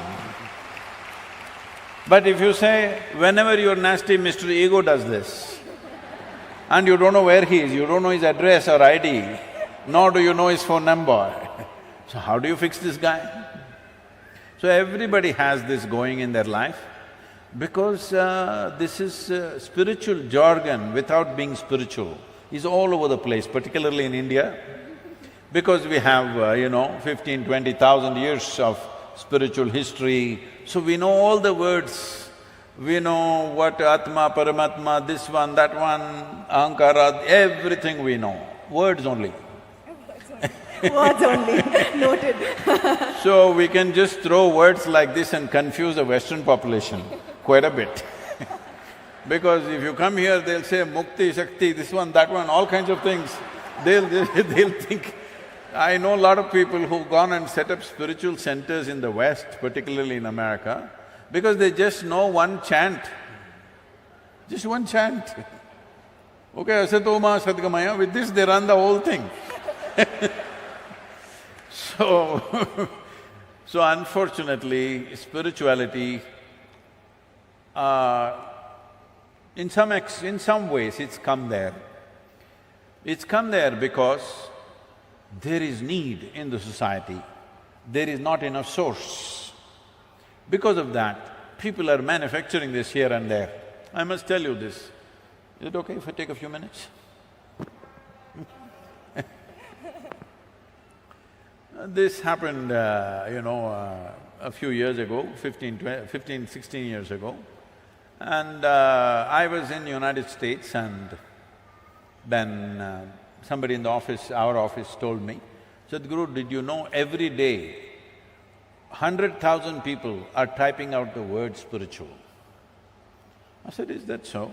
Type it out and see what comes out. Are we even there in the picture?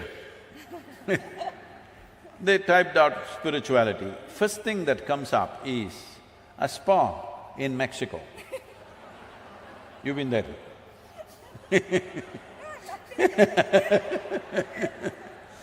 And the next thing that comes out is a call girl in Northern California. She has learnt all that SEO. For everything she says spiritual, spiritual, spiritual. 108 times she uses the word spiritual on her website. You say spiritual, she comes up, number 2. I thought this is a shame. For thousands of years, anything spiritual means people looked east. East means India, that's what it meant. So I said we must start something, a spiritual gateway, that if people say if they seek spirituality, they must look towards India. Because this is one culture which has spent maximum amount of time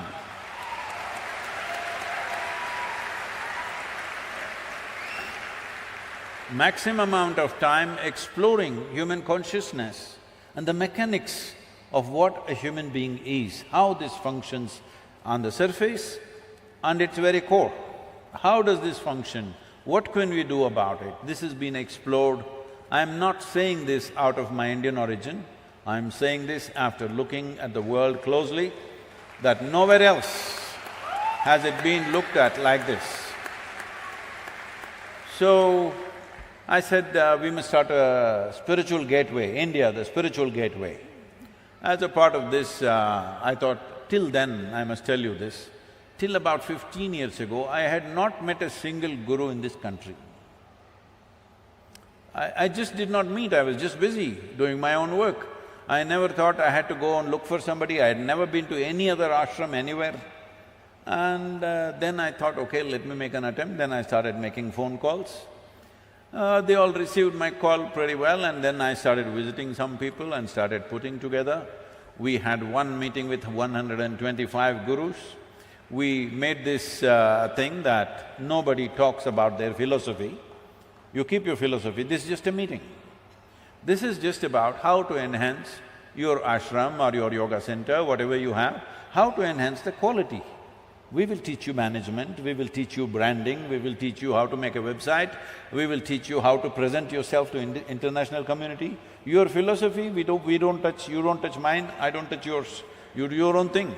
Because that is the beauty of this culture, that it can exist in hundreds of forms, thousands of forms, and it's okay with us. So when I went about doing this, well, I met many wonderful people, but at the same time, at least 60 to 65%, it hurts me to say this, I found that if I walk into an airport or a golf course, I meet better men than in the so-called spiritual centers. Because it's full of jargon, no heart, no depth, no profoundness, simply one chant, one nonsense, one philosophy that they read somewhere. It's going on like this. This needs to change. So to bring this profoundness to people, as people get closer to me, I get harder and harder and harder. Those who are very close to me, I am bloody cruel. Yes, because just to bring integrity into spirituality is so hard. Because the moment they get spiritual, little, like you said, you're calling it spiritual ego, I call it spiritual airs. They get spiritual airs, air bubbles get in their head. Suddenly they start acting funny, they start saying things that don't exist. They start talking about nonsense that nobody understands. If you speak something, whatever nonsense you speak, people in front of you must understand, otherwise why the hell are you speaking? Because the purpose of speech is to make somebody understand what you're saying. No, if I say something that you don't understand, I become big, you become small. This is rubbish. This is going on for too long. So everybody quotes a book, it all looks like, we are right now talking about earth buddies. We are creating an earthworm image, we are trying to create an NFT. We've over 40,000 images we have created, we will release it shortly. We'll gift you one earthworm, okay? Now, these are all bookworms who fell out of a book. These bookworms were important when there was low literacy in the societies. Only one man in the village could read the book, suddenly he was very valuable. Now everybody can read, what is the point you reading a book to me? If you have something to say other than the book, you tell me. If you're going to read a book, what is the point? When I was in graduation, when I was in the university, I made an agreement with the teachers, I will not come and bother you with my questions. Just give me attendance, I will stay out. Because if you go there, from the first moment you go there, first attendance, that's the only interesting thing. And after that, they're just reading some notes and everybody is writing down. Those days, fountain pens, kara kara kara kara, it makes noise. I don't like it. I say, see, if everything is in that book, give it to us, we'll photocopy it and give it back to you. I don't have to come, you don't have to come. I have many interesting things to do in the town. I don't know about you, but I have many interesting things to do in the town. I don't have to sit here and write down, I can photocopy this. So they didn't want me, so I said, give me attendance. Only once a month I went there to check my attendance, whether they were keeping the deal. I sat in the garden outside, okay? Why I am saying this is, when you are also literate, why should somebody read the damn book to you? You read. If they have something to say which no book can say, of course, then you must listen. So, this whole spirituality as a thing, unfortunately, has fallen on bad times, but slowly it is rising because people's longing is increasing. I must tell you this, 40 years ago when I first started the programs, in our engineering programs, in various different forms, 85% of the people used to come to the programs only for health problems. Only 12–15% came to know something. Today, over 90% of the people come because they want to know something, experience something. Only 8 to 10%.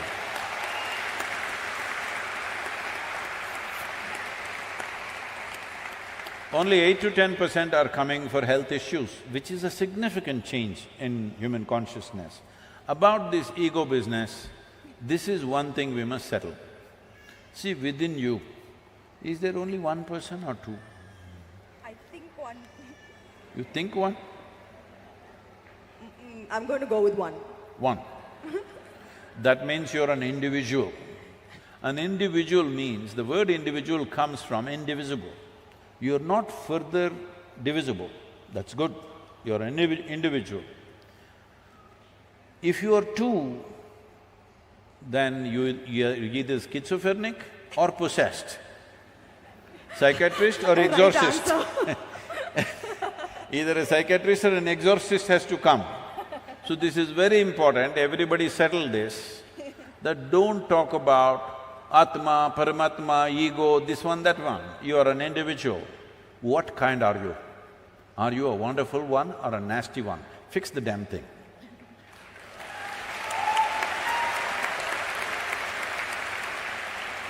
So you're saying, Sadhguru, don't give excuses that, this is me and this is my ego and we are two different… No. You are one and take responsibility for it.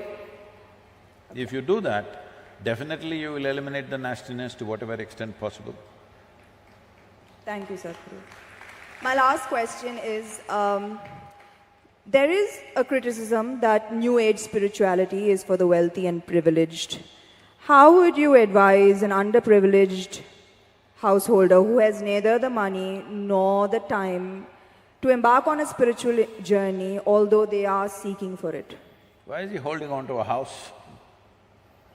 You said householder. Yes. Yes. Why are they holding on to a house? You should live in a house, you should not hold on to it. Right now, that's their problem. They are holding on to a house. Their whole life is around what they own, what they possess. Obviously, they can't leave the damn place and go anywhere. So, the moment your possessions decide the quality of who you are, then you yourself become a material. There's a question there. Ask. I'm sorry, I didn't get the last. No, I'm saying, the moment your possessions decide the quality of who you are, then you will also become a material part. You will not be a human anymore. You will not be a consciousness anymore. Material is there, things are there, clothes are there, home is there, all this is there. Why? Because if you do not arrange this convenience, every day you will be only struggling for that. You won't do anything worthwhile in your life. Because every day if you have to earn your food, can you think of anything higher, I'm asking? Whole attention will be just on that. The idea of making arrangements for ourselves as it's convenient for us is so that our intelligence, our creativity, our possibilities find expression in life. Every day if you have to worry about where is my food today, then you can't do anything worthwhile. So do not misunderstand possessions as a way of enhancing your life. It is a way of making your life convenient so that you can focus on what you want to do. If you have to earn your dinner from now to dinner time, what can you do? What worthwhile things can you do? You will only have to go foraging for food, isn't it? So, arrangements are there in everybody's life. How much arrangement is needed? As much as is needed for your kind of life, so that arrangements never become an impediment. For most people, it's an impediment because if somebody is a householder, he'll be holding the house and sitting right there. That's what most people are doing. That is what most people are doing. I'm talking about 80, 90-year-olds. They say, I want to come to the ashram, Sadhguru, but… What is but? But is nobody to take care of the house. Leave the goddamn house and come, you're 85 years of age.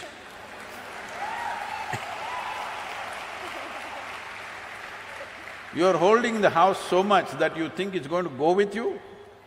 There's no container service, definitely nobody transports homes. So, these householders, they must change their thing, they must live in the house. What kind of house? Whatever is convenient for them. When I say convenience, somebody wants to build a house for 10 crores. They're capable of making that money and building that house.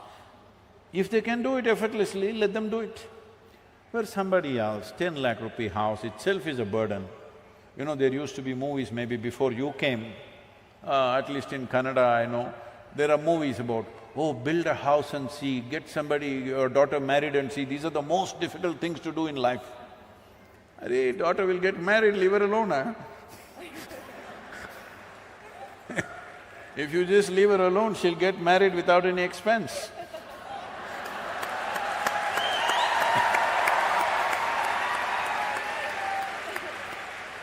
And building a house, if it is such a burden, why the hell are you building a house? You know? I was in United States and they were asking me, Sadhguru, is it true next time when Jesus comes, he will come in, what is that, Salt Lake City?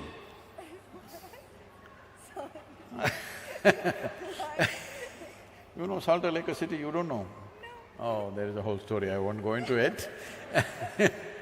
I said, see, last time he came around Jerusalem and he came and he said, come follow me.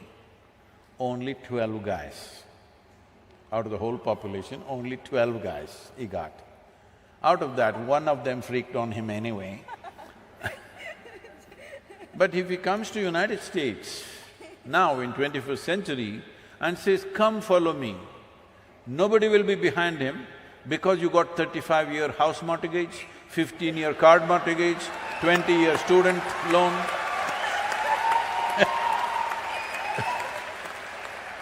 Where will you go? At that time, somebody said, Master, my father is dead, can I bury him and come? That man says, leave the dead to the dead. And you, if he says, leave the bank to the bank, bank will come and catch you anyway. Once you have mortgage, 35 years, 35-year mortgage, what is your lifespan? 10,000 years, is it? I mean, what kind of life is this? In 35 years, if something spectacular happened here, you can't change the direction of your life, what kind of life are you building for yourself? Hello? Life should be light and agile. You're going this way because this is all you know right now. If something really spectacular shines here, you must be able to go there. Otherwise, what kind of life is this? So only then, only when you have that freedom, spiritual process will thrive in a given society. So right now when you say, well, instead of householders, let me go to those people who are living in huts, who are struggling for daily food. It will be obscene for me to go to that man or woman who is struggling for daily bread to go and tell, come, let's meditate. I will never do such an obscene act. I will talk about how to get better bread, how to get it, what to do. Because when a human being is hungry, you talking to him of mukti is the worst possible thing you can do. So, this is important that we understand. This is important that we understand that if finer aspects of life has to come alive in a society, basic survival should be taken care of for everybody. Only then it's possible. When large number of people are struggling for survival, finer things won't come. Forget about spirituality, even art, music, fine things won't happen, isn't it? Where is the time to appreciate art? Where is the time to look at finer things? Where is the time to look at a sunrise or a sunset when you're struggling for your food on a daily basis? So it's extremely important. Basic economic well-being has to happen if spirituality has to thrive. And the reason why… you can save that for the end, okay? I'll give you 10 minutes to go on clapping, okay? The reason why spiritual process thrived the way it thrived in this land is because we had a spell, a golden period of 8 to 10,000 years of well-being. That is when spirituality thrived, because everybody ate well. After that, what? Because if you had come here as any other creature on this planet, stomach full, life settled. But once you come as a human being, stomach empty, only one problem, stomach full, 100 problems. You got 100? Hey, 99 now. So, this is the nature of a human being, that only after survival is taken care of, what it means to be human becomes relevant to you. When your survival is in question, you're just another creature, like every other creature. Only when survival is taken care of, what are the other aspects of being human? Beyond eating, sleeping, reproduction and dying one day, what else can I do with myself? This comes up only when there is some assurance of survival. This is why I am constantly in economic forums and economic conferences, because economically, if there is no well-being in a society, who the hell will meditate?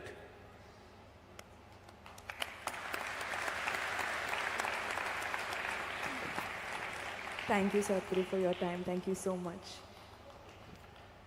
You're done? Do we have questions? So I'm making an offer to you, Samantha, if you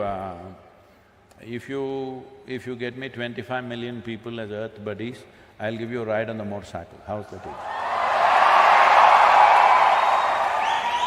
I mean, I think I can, I can, yeah, I can. Okay, then it's a promise. I'll beg if I have to.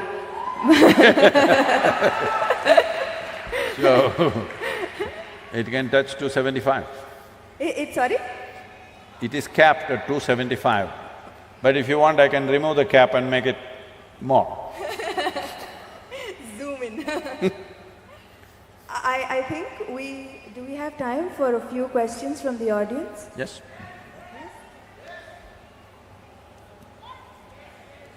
Yes, please. Yes, okay, great. Namaskaram Sadhguru. Where are you? I'm here, Sadhguru. Where? I'm here, Sadhguru. Yeah, you must say, I am 10 o'clock. 10 o'clock. Yep.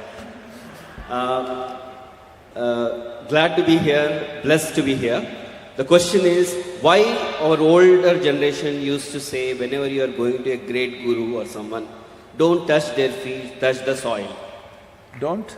Touch their feet, touch the soil, and then you come up. Why you used to say that? I had this question. I did not get that question. Please, if you can repeat. So, elderly people used to say that whenever you visit a great guru, don't directly touch their feet, but definitely touch just the soil before that. They used to say that. So, any reason for that, whether it is related to any Save Soil movement or spirituality movement? I agree with these elderly people, because when I'm riding, wherever, there are Save Soil lineups, a few are formally organized, others by themselves, a few hundred people gathering all over in every state that we are going.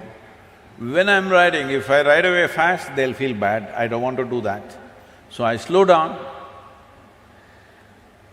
The people who did not get this advice, these guys when I'm riding, they're coming and grabbing my leg. The motorcycle weighs 360 kilograms and they're pulling off my leg like this. They didn't hear this advice. I wish they had spoken more loudly. So the thing is, see, to touch a human being, even if it's a child, they must be willing, isn't it? When they're willing, maybe you can hold their hand, maybe you can hug them, maybe you can touch their feet.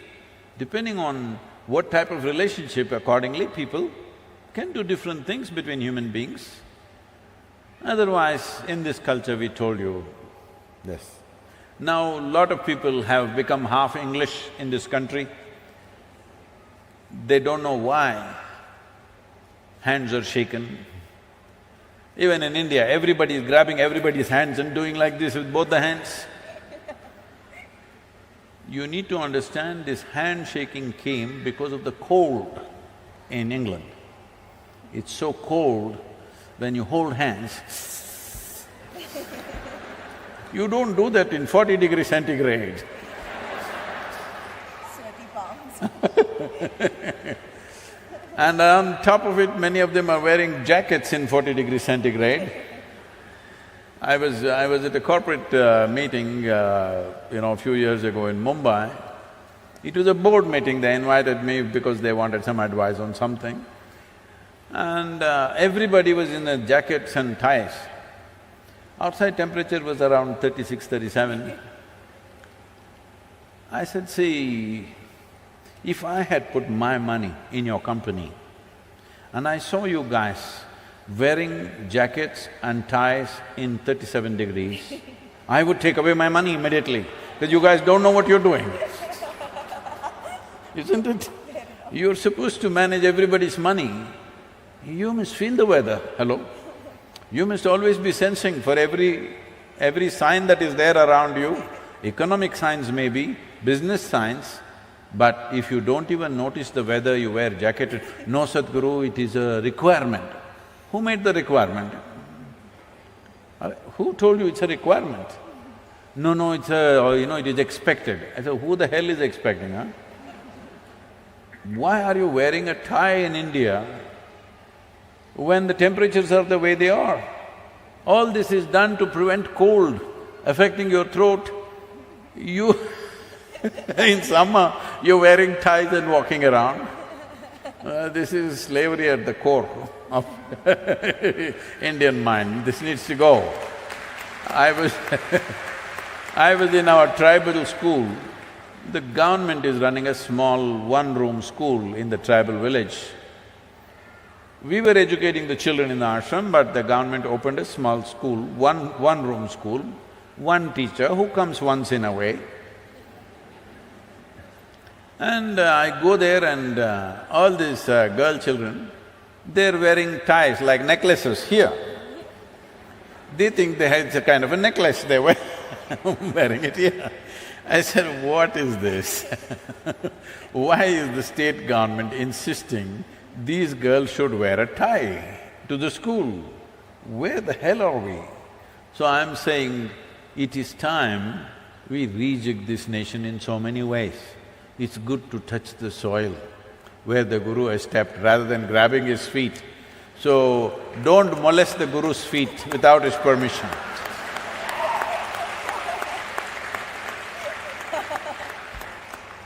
It's molestation, hello?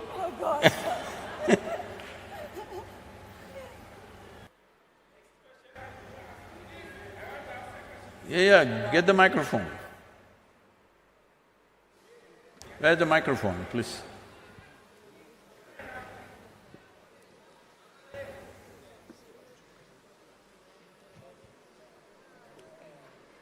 Hello Sadhguru, my name is Seattle. I have this question that I don't have any followers. How do I make them so that I can ride on your motorcycle?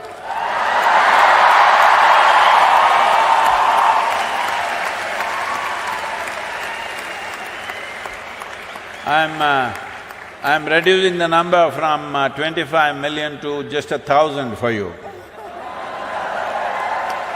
If you get me 1,000, you get the ride. 1,000 you can do, I know you're capable of that.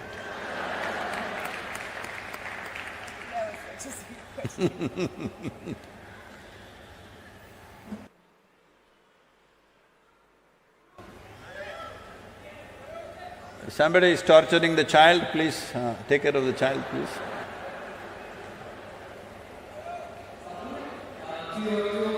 Where are you?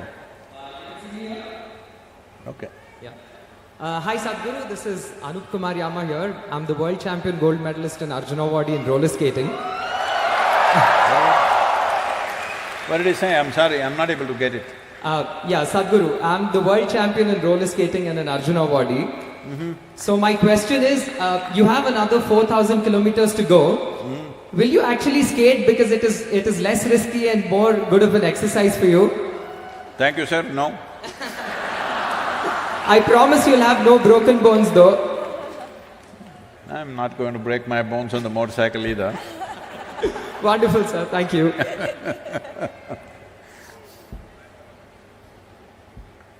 I told you it's capped at 275. What are you capped at?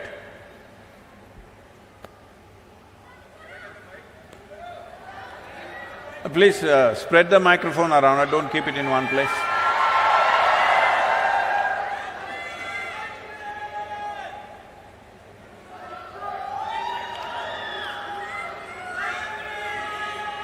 Do this quick. Where is the microphone, please? 2 o'clock again.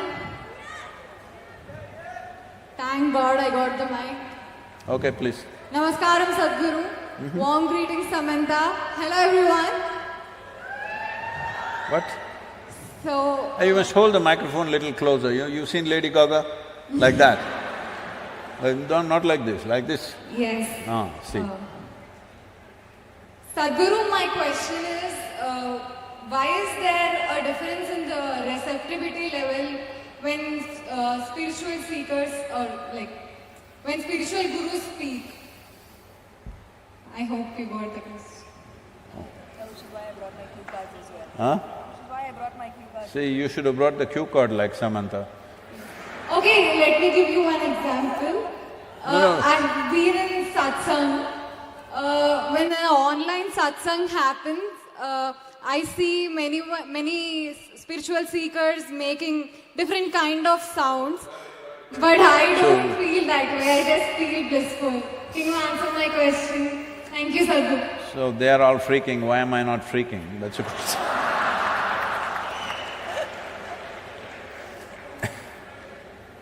So, see, do not look at spiritual process as something different from life process.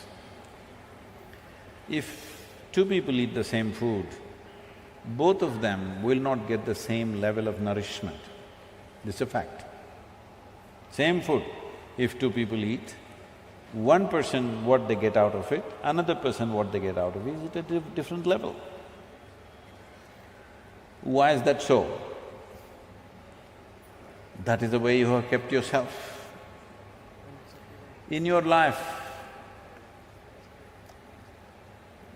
the way human being is made, human system is a complex system, the most complex on this planet.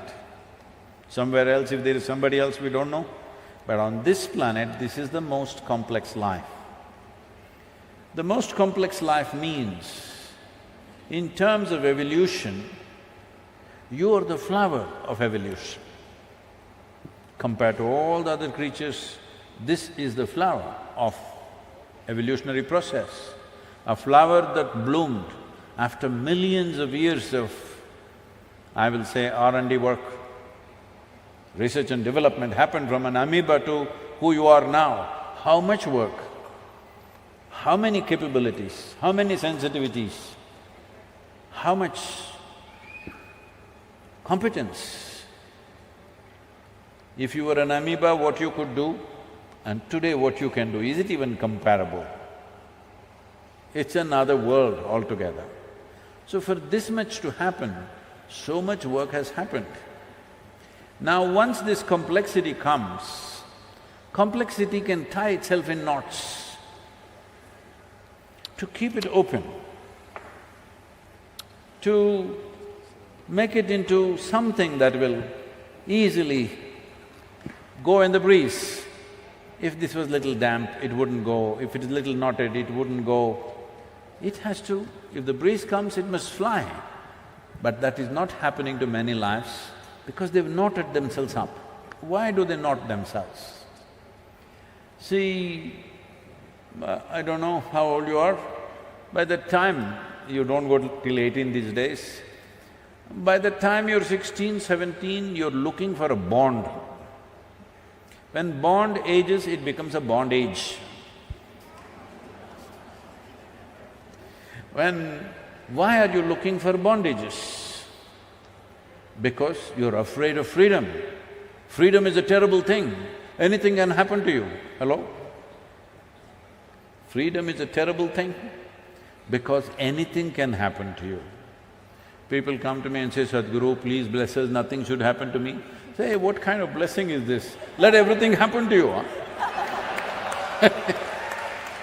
Let everything that can happen in life happen to you. What is it? Nothing should happen to you means you must be dead. Why are you even alive?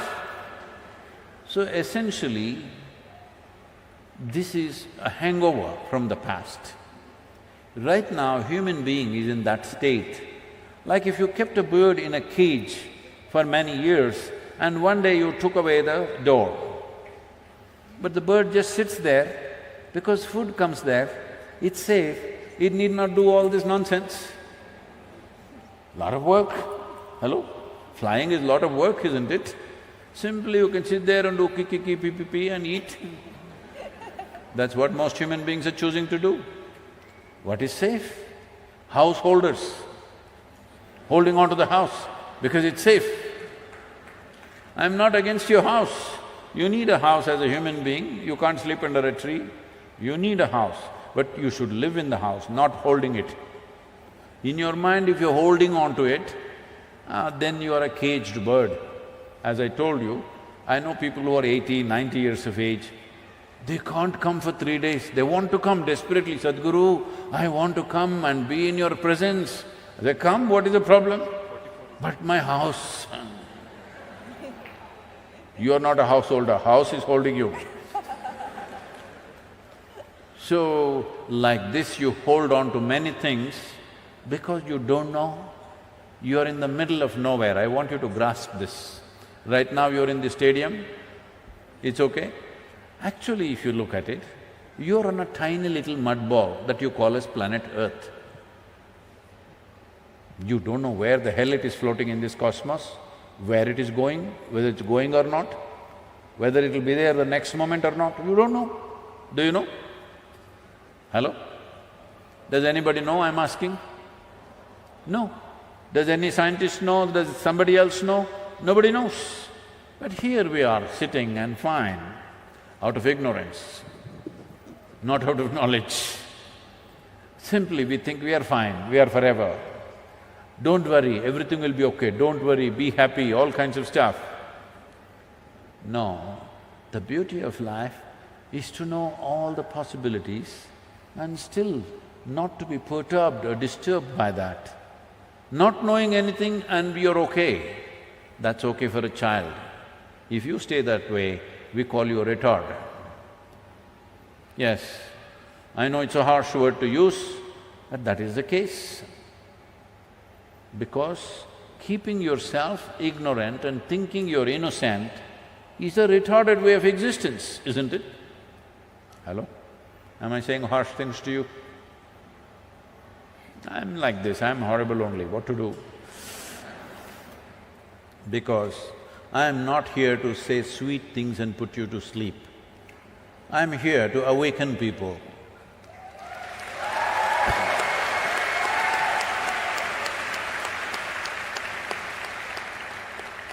See, even for you to say save soil, I had to ride 26,000 kilometers. I could have told you from the yoga center, please save soil, you should have all… yes, Sadhguru.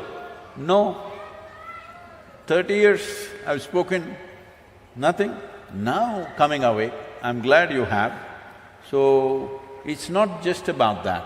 The important thing is, you're always trying to hold on to something. If you sit on this chair for 3 days, this is chair holder. Anything that you touch sticks to you. If I want you to imagine yourself, because right now it's happening mentally, let's say it happened physically. Oh, this is my vessel, it got stuck to you. This is my chair, it got stuck to you. This is my person, got stuck to you. That is my brother, my sister, my wife, my husband, everybody got stuck to you. What a heap of mess you will be. Physically imagine what all is stuck to you in your mind. If it was all stuck to you physically, how terrible a life it would be. And that's what is happening. Because of that, nothing penetrates, everything you're like a stone wall. So if you have to become like breeze, that everything should flow through you, you should be available to life all the time, there is some work to do. If you simply fall in love with everything, it will happen. But that is a little confusing because your idea of love is again to possess somebody. Hello? Yes, isn't it? See, love means they must belong to you. No, that's not how it is. Love means what you love you must liberate, isn't it? Hello? No? So, if you love the life that is here, because that's all that's here, you must liberate it. This is why mukti is not a concept that somebody made up. This is the innermost longing. But that longing is in many ways suppressed on a daily basis, talking about safety, talking about security, talking about sanity, talking about doing the right thing in the society, your duty, your nonsense. You suppress the mukti or the longing for mukti, which is not a teaching or a philosophy, it is the deepest longing. If I keep you imprisoned in a 5x5 cubicle, you will want to become free desperately, isn't it? If I release you into your 10x10 cubicle, you'll feel wonderful for 2 days. Then you'll feel this is a terrible prison. If I release you into 100 by 100 cubicle, you'll feel this is fantastic for a week, and then you'll feel terribly imprisoned. It doesn't matter where I set the boundary. The moment you realize there is a boundary to my life, there is something within you longing to break that boundary. This is the longing for mukti. It is not a concept, it is not a philosophy. This is the life's most innate longing, is to become free. But freedom is a terrible thing, because anything could happen to you. So you bind yourself. Even if you bind yourself, it still happens to you. Life is not going to spare you, it still happens to you. It's like somebody asked me, Sadhguru, some of my friends say they function really well. When they drink alcohol, when they smoke marijuana, they become very creative, they become very effective. Yeah, that guy also. All this. So I said, see, nobody becomes better, nobody functions better by lowering their faculties. It is just that they become less ashamed of doing things clumsy.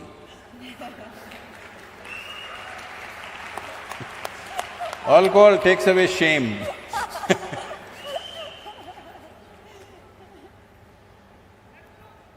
Anybody, please take the microphone, whoever. Namaskaram. Namaskaram, Sadhguru. Boo, boo, boo. Here. 1:15. 1 o'clock. 2 o'clock. Okay. Namaskaram, Sadhguru. As we all know that early centuries, our India is in Vishwaguru position. So you are roaming all around the world. So I would like to know what is the position of our country in the world? What is that? Oh, wait. What is that Vishwaguru position? Who the hell is listening to you? Who the hell has been listening to you to call yourself a guru in the world? Okay. Hello? You think the world is listening to India? Yeah, before that, many we have listened about it, that Vishwaguru is our India. So I would like to know what is the position of our country in the world. Okay. So, we must… yes, in the past, people have respected this nation for the wisdom and knowledge that this land exuded. As I said earlier, that is mainly because we were protected by two geographical features of the day. One is the Himalayas, another is the Indian Ocean. It is because of this we called ourselves Hindus. Himalaya and Indusagara, between that, the land that lies is Hindu land or Hindustan, because we got protected by this. Everywhere else, across Europe, Central Asia, warlords were fighting constantly, raping, looting, burning each other's habitations. But we were in a peaceful place because they couldn't cross Himalayas, nor did they have the means to cross the Indian Ocean and get here. Once they managed to cross Himalayas, after that you know what happened in the last 1,000 years, all right? So, because of that kind of protected geography, we invested in science, mathematics, music, spiritual process in a very big way. But at the same time, we did not produce fighting men. For that we paid the price. Now we have realized that and doing whatever we are doing, it's fine. So, yes, it is true at one time anything spiritual, anything profound means look towards India was a natural process. But I don't think we have that right now. We must gain it once again because we still have the possibility, we still have the fundamentals for that. We have the fundamentals, but we have to build on it. But there is a problem of, as I said, all sorts of people going and setting up spiritual centers in the West and doing some silly things and getting ridiculous amount of bad press out there. And what I have seen is, now it is different wherever I go, every door is open in the world. But in the last 30 years, every door was closed. A university, a conference, important events in the world, everything was closed for an Indian guru because people who went ahead of me had made sure that everything is sealed. Really, you had to really work hard and prove your worth, otherwise nobody would open a door for you. Today, everybody wants us, that's different, but unfortunately this has happened. A guru is a four-letter word, it's a bad word. What, you're a guru? They say, oh Sadhguru, you don't look like a guru. You don't talk like a guru.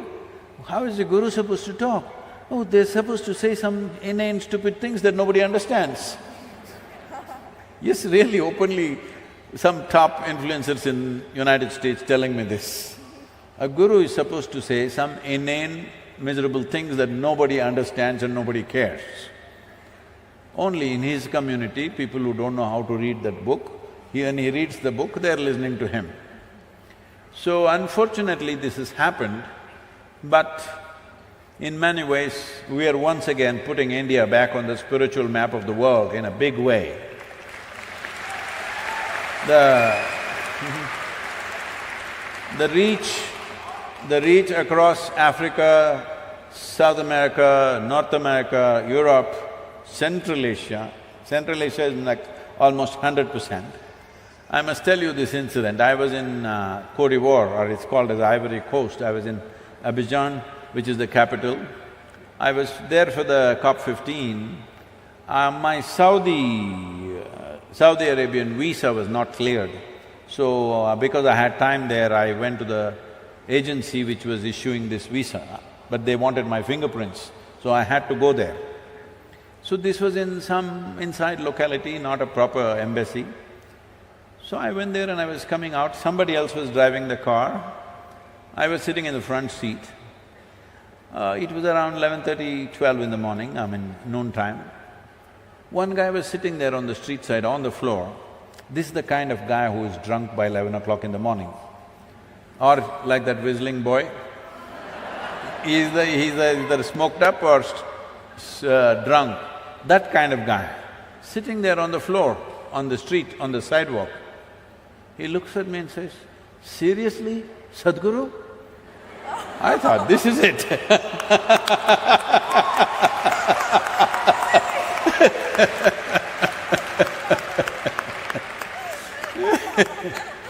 So, we are once again touching the world.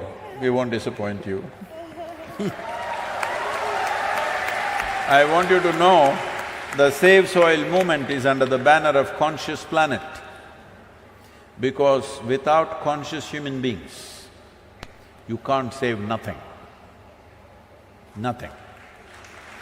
So, it is about creating conscious planet, means individual human beings have to become conscious. There is no such thing as making the planet conscious. You and me have to become conscious, that's the whole thing. So, this work is going on. In 2020, I don't know what is the numbers for 2021, it's definitely higher. In 2020, our video views touched 2.4 billion. And I am not a beautiful superstar like you, just like that, talking little sense, because there is that much thirst in the world. There is that much longing in human beings wanting to know something. When that longing is there, we should not disappoint them. And above all, this is the first time in the history of humanity that we can sit here and talk to the entire world. Many great beings have come. When they spoke, hardly 10 people could hear them. This is the first time we can sit here and talk to the entire world. When we have tools and technologies and possibilities like this, if we do not transform the world, it shows that we don't care enough.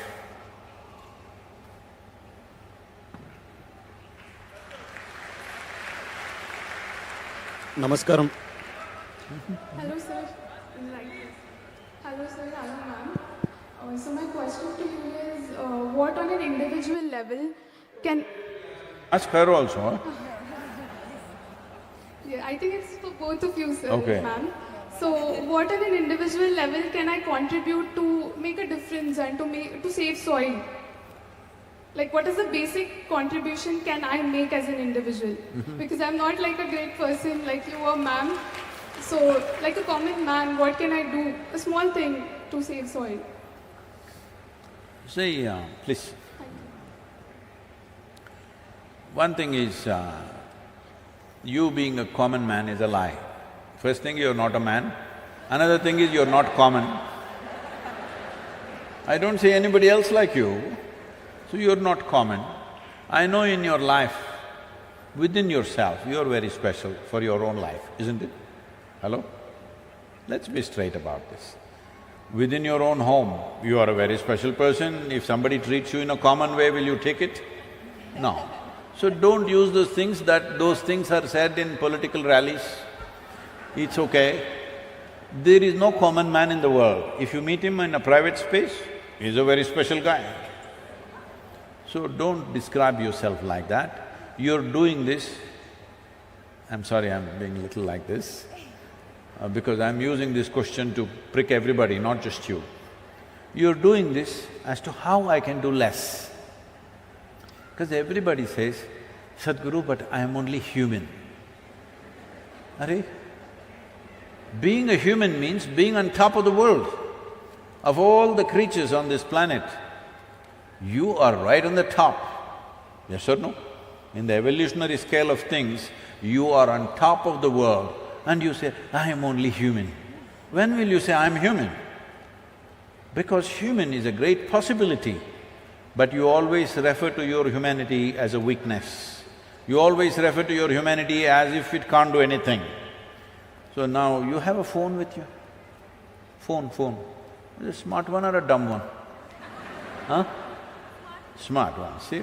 Then what's the problem? You have a smart companion with you, always at your beck and call. So when you have such a smart companion, that guy, you call him… you've given him a name? No, because these days people are giving names to their phones. Where is my pinky? Where is my pinky?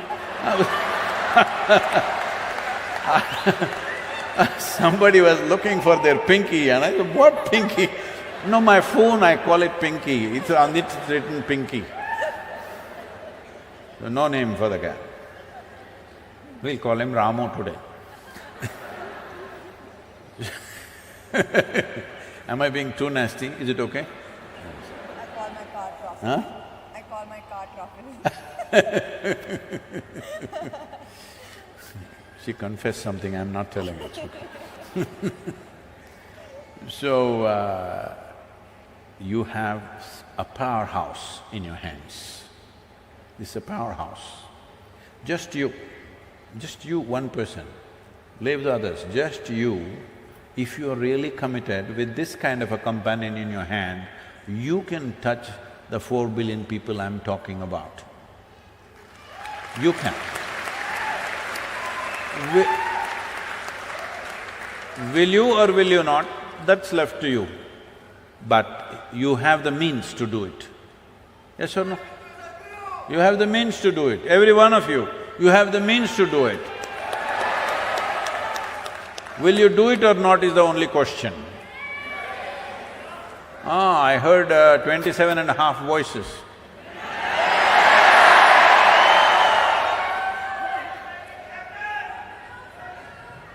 So, once you have this kind of means, if you really want to do something, there is nobody can stop you from doing this. Oh, I don't have a following, what to do? Go do a jig on the street, it'll be good for your health also. Really. You will have to get off those high heels and just do a jig on the street, something funny. Oh, how can I do this, Sadhguru, in Hyderabad? I have a position, this is the whole problem. The thing is, I want you to understand, first I came to Hyderabad in 1983. First my visit to Hyderabad. I had never been to this city. I came in the peak summer. I came on my… it's ironic that once again I'm here on a motorcycle. I came on my SD 250 Road King of the day. So, I always lived in Mysore, Bangalore, and largely in the Western Ghats where it's cool, and I came to Hyderabad, the damn place was sweltering in the month of May. Mid-April I came and woof, I couldn't believe it, it was so hot, I'd never been to a place like that. And then because of thirst, I started drinking wherever, whatever, sugarcane juice, all over the place. So, I don't know anybody, this is the first time I'm teaching. I just came here and gave an introduction to auto rickshaw drivers, not auto rickshaw, there were only rickshaws at that time. So I spoke to 7 of them, 2 of them enrolled into the program. I went and spoke in the banks, on the street sides, or here, there. In about 23 or 24 days, I enrolled 300 people. This is the first time I'm teaching, I don't know anybody in the city. And then after about 10-12 days, people saw the way I was going, and somebody said, you can come and stay in our house. So I stayed in their house. They put me in the outside veranda, I stayed there, and the mosquitoes were too much, so I went and stepped in the ISKCON temple for about 7 days. I ate the food that they gave me. I didn't have to do these things, I come from a reasonably good family where they would have taken care of me if I want. But this is the way it was done. Then I caught some infection because drinking all kinds of things all over the place. So I was running temperature, but I was still going on giving introductions. There was one hotel called Taj Mahal, is it still there? What is that? Chikkadpalli, yeah? What is that? What is that? That old railway station. What?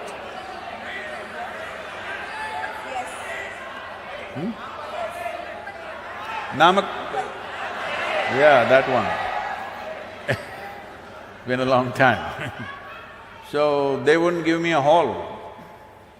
They had one stupid-looking hall, but that stupid-looking hall they wouldn't give me. It had all kinds of round lamps hanging. I thought this is the most ridiculous place, but I needed a hall, they wouldn't give me. After much coaxing, they gave me the terrace.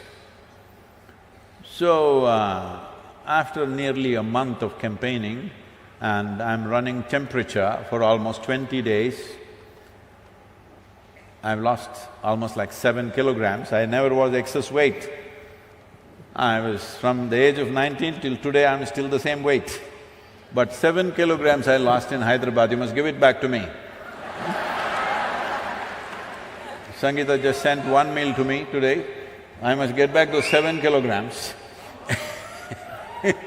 So, I came and stood here in Taj Mahal, this thing, like on the terrace. Over 350 people had gathered,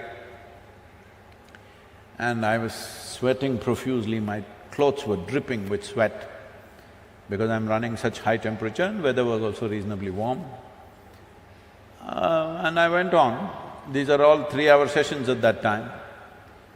They looked at me and then somebody asked, we can see you're not well. You're sweating and you're running high temperature, and why are you doing this? I said, because of you guys, because you don't get it. I've spoken to you already, you didn't get it, so I'm speaking to you again. Out of these 350 people, 327 people enrolled for my program, for 14-day program.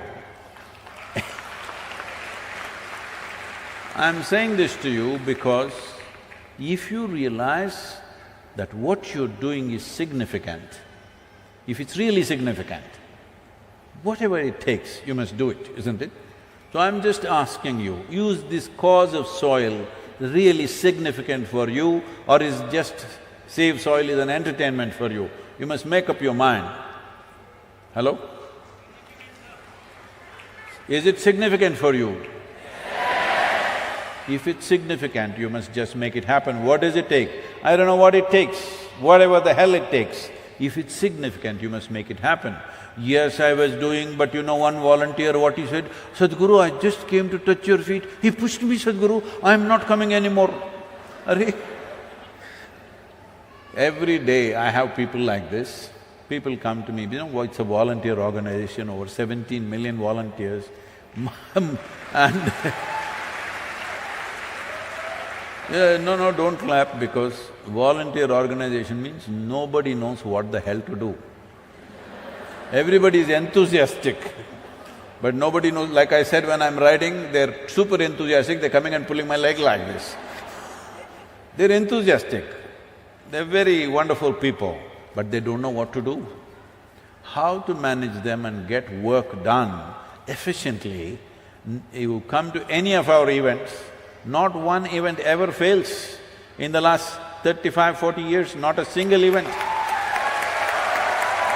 So, they do really wonderful things. This Save Soil movement, I did not speak to our volunteers, including nobody in Isha was spoken to till 3rd of January. I started this Conscious Planet Foundation in United States 2 years ago. I've been working with just 8 people, trying to figure out a few things. Only on 3rd January, I called about 15, 20 core volunteers in the ashram and told them, we're going to do this international. So, there is no time, let's do it in 2023. How can we do it in March 21st? Just 2.5 months, not possible. I said, this is 2022, it's happening. Then some of the people, even in the core group, started saying, no, Isha cannot do this. These are all volunteers, how can they do this? There's so many complexities. Going through 27 countries through borders, you don't know how many complexities are there. Because of the war, the route changed 3 times. And because of this extra 1,1800 kilometers we did, which we had to accommodate in the existing schedule which was there, all this seamlessly, our volunteers, without a single hitch till this moment.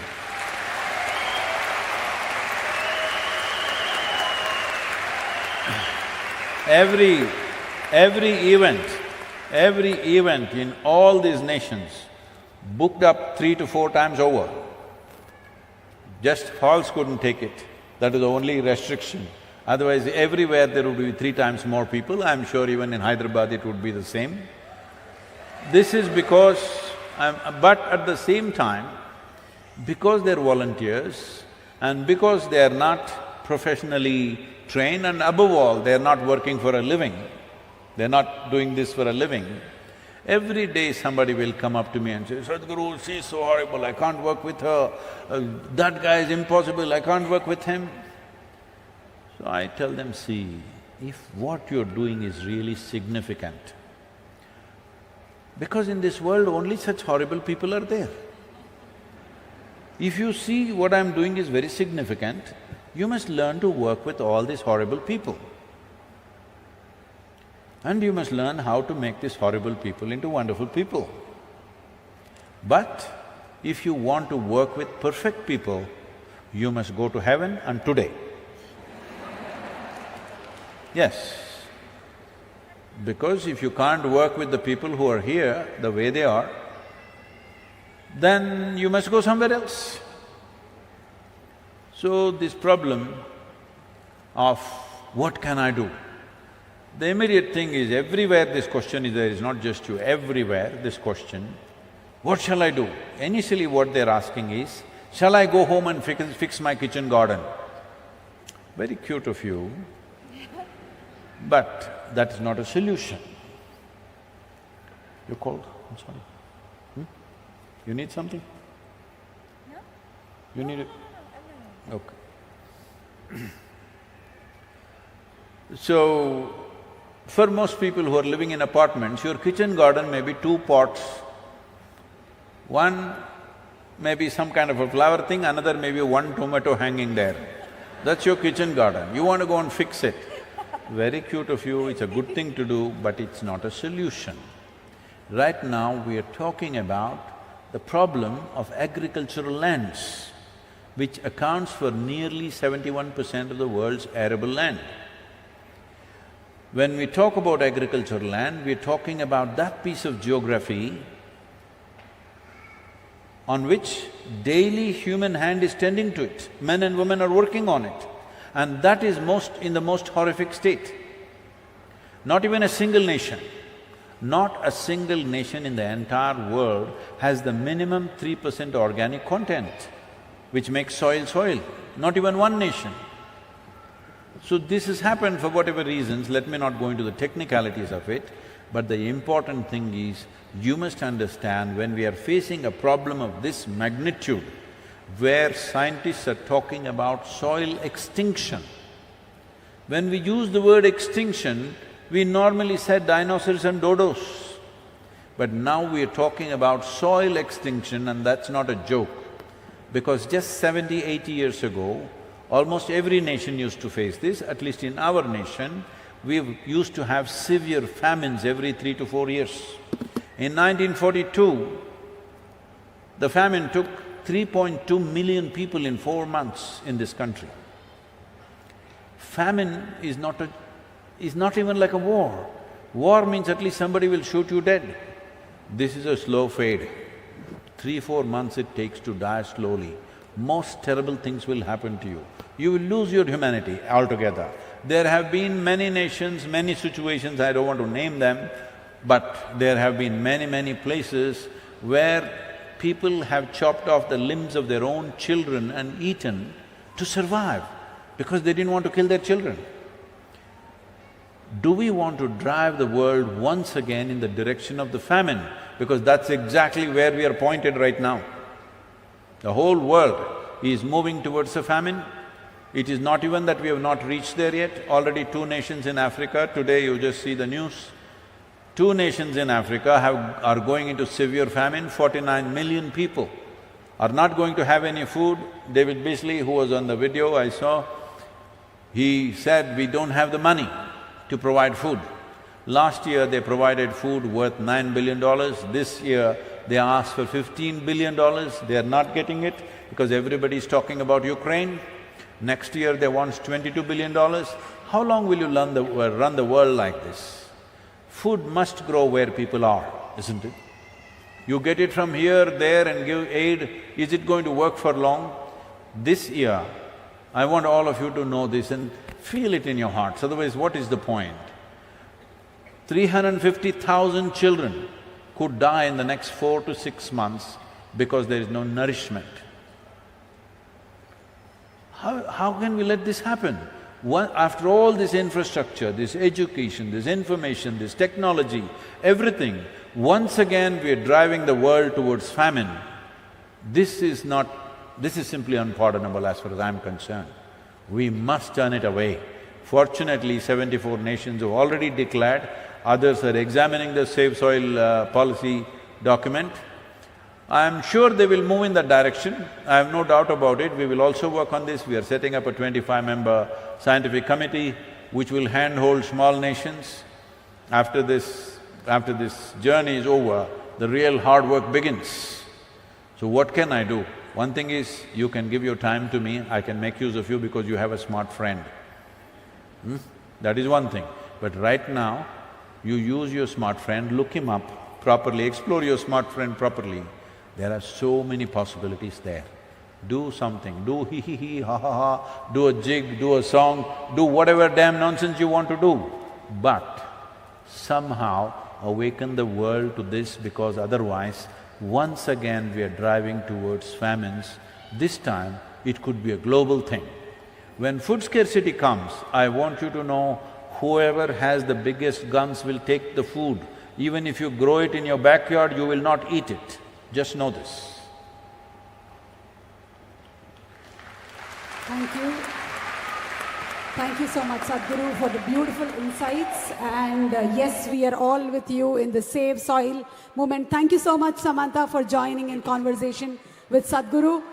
And I spoke very harshly in the last answer. I want to say something nice. Ask a nice question to somebody, a fun question. The last question, please. Okay, anyway, we can take somebody across anything only if they're willing.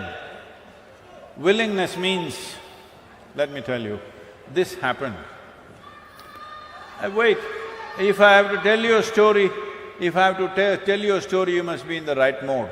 When I say once upon a time, you must say ha ha. Hello? Once upon a time. Shankaran Pillai had 3 boys.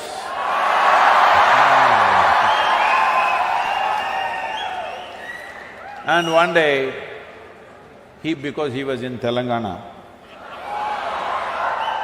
one day he called his boys and said, "You good for nothing people," am I pronouncing it properly?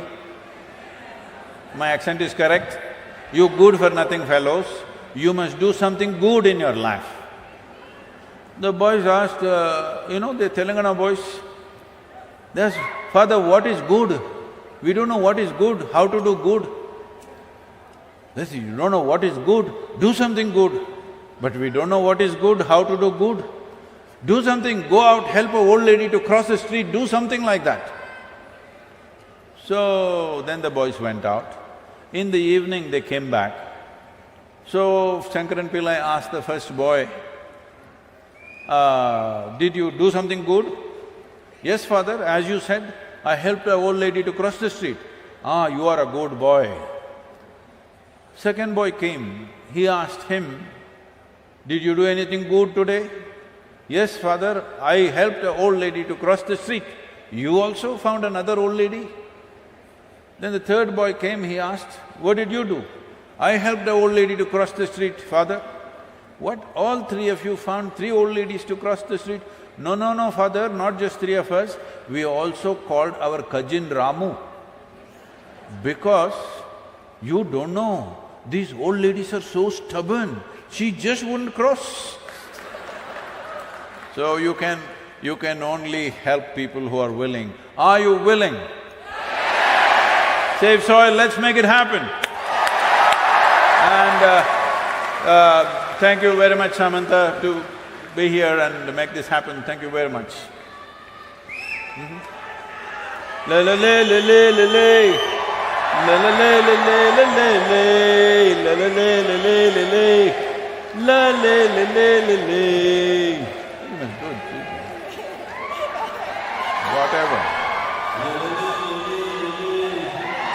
La la la la la la. La la la la la la. La la la la la la. La la la la la. This very body is soil. My body, your body, everybody is just soil body.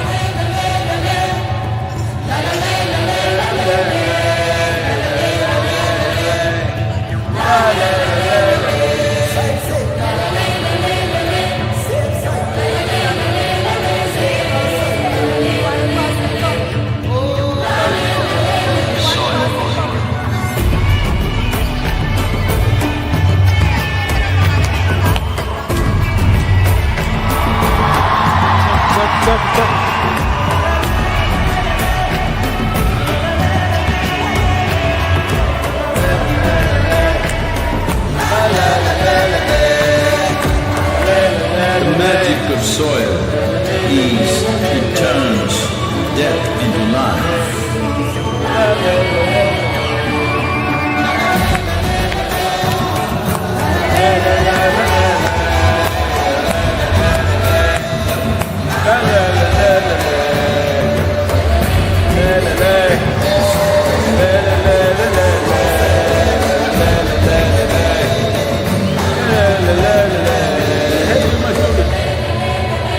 Denuded soils will not quench the fire of hunger.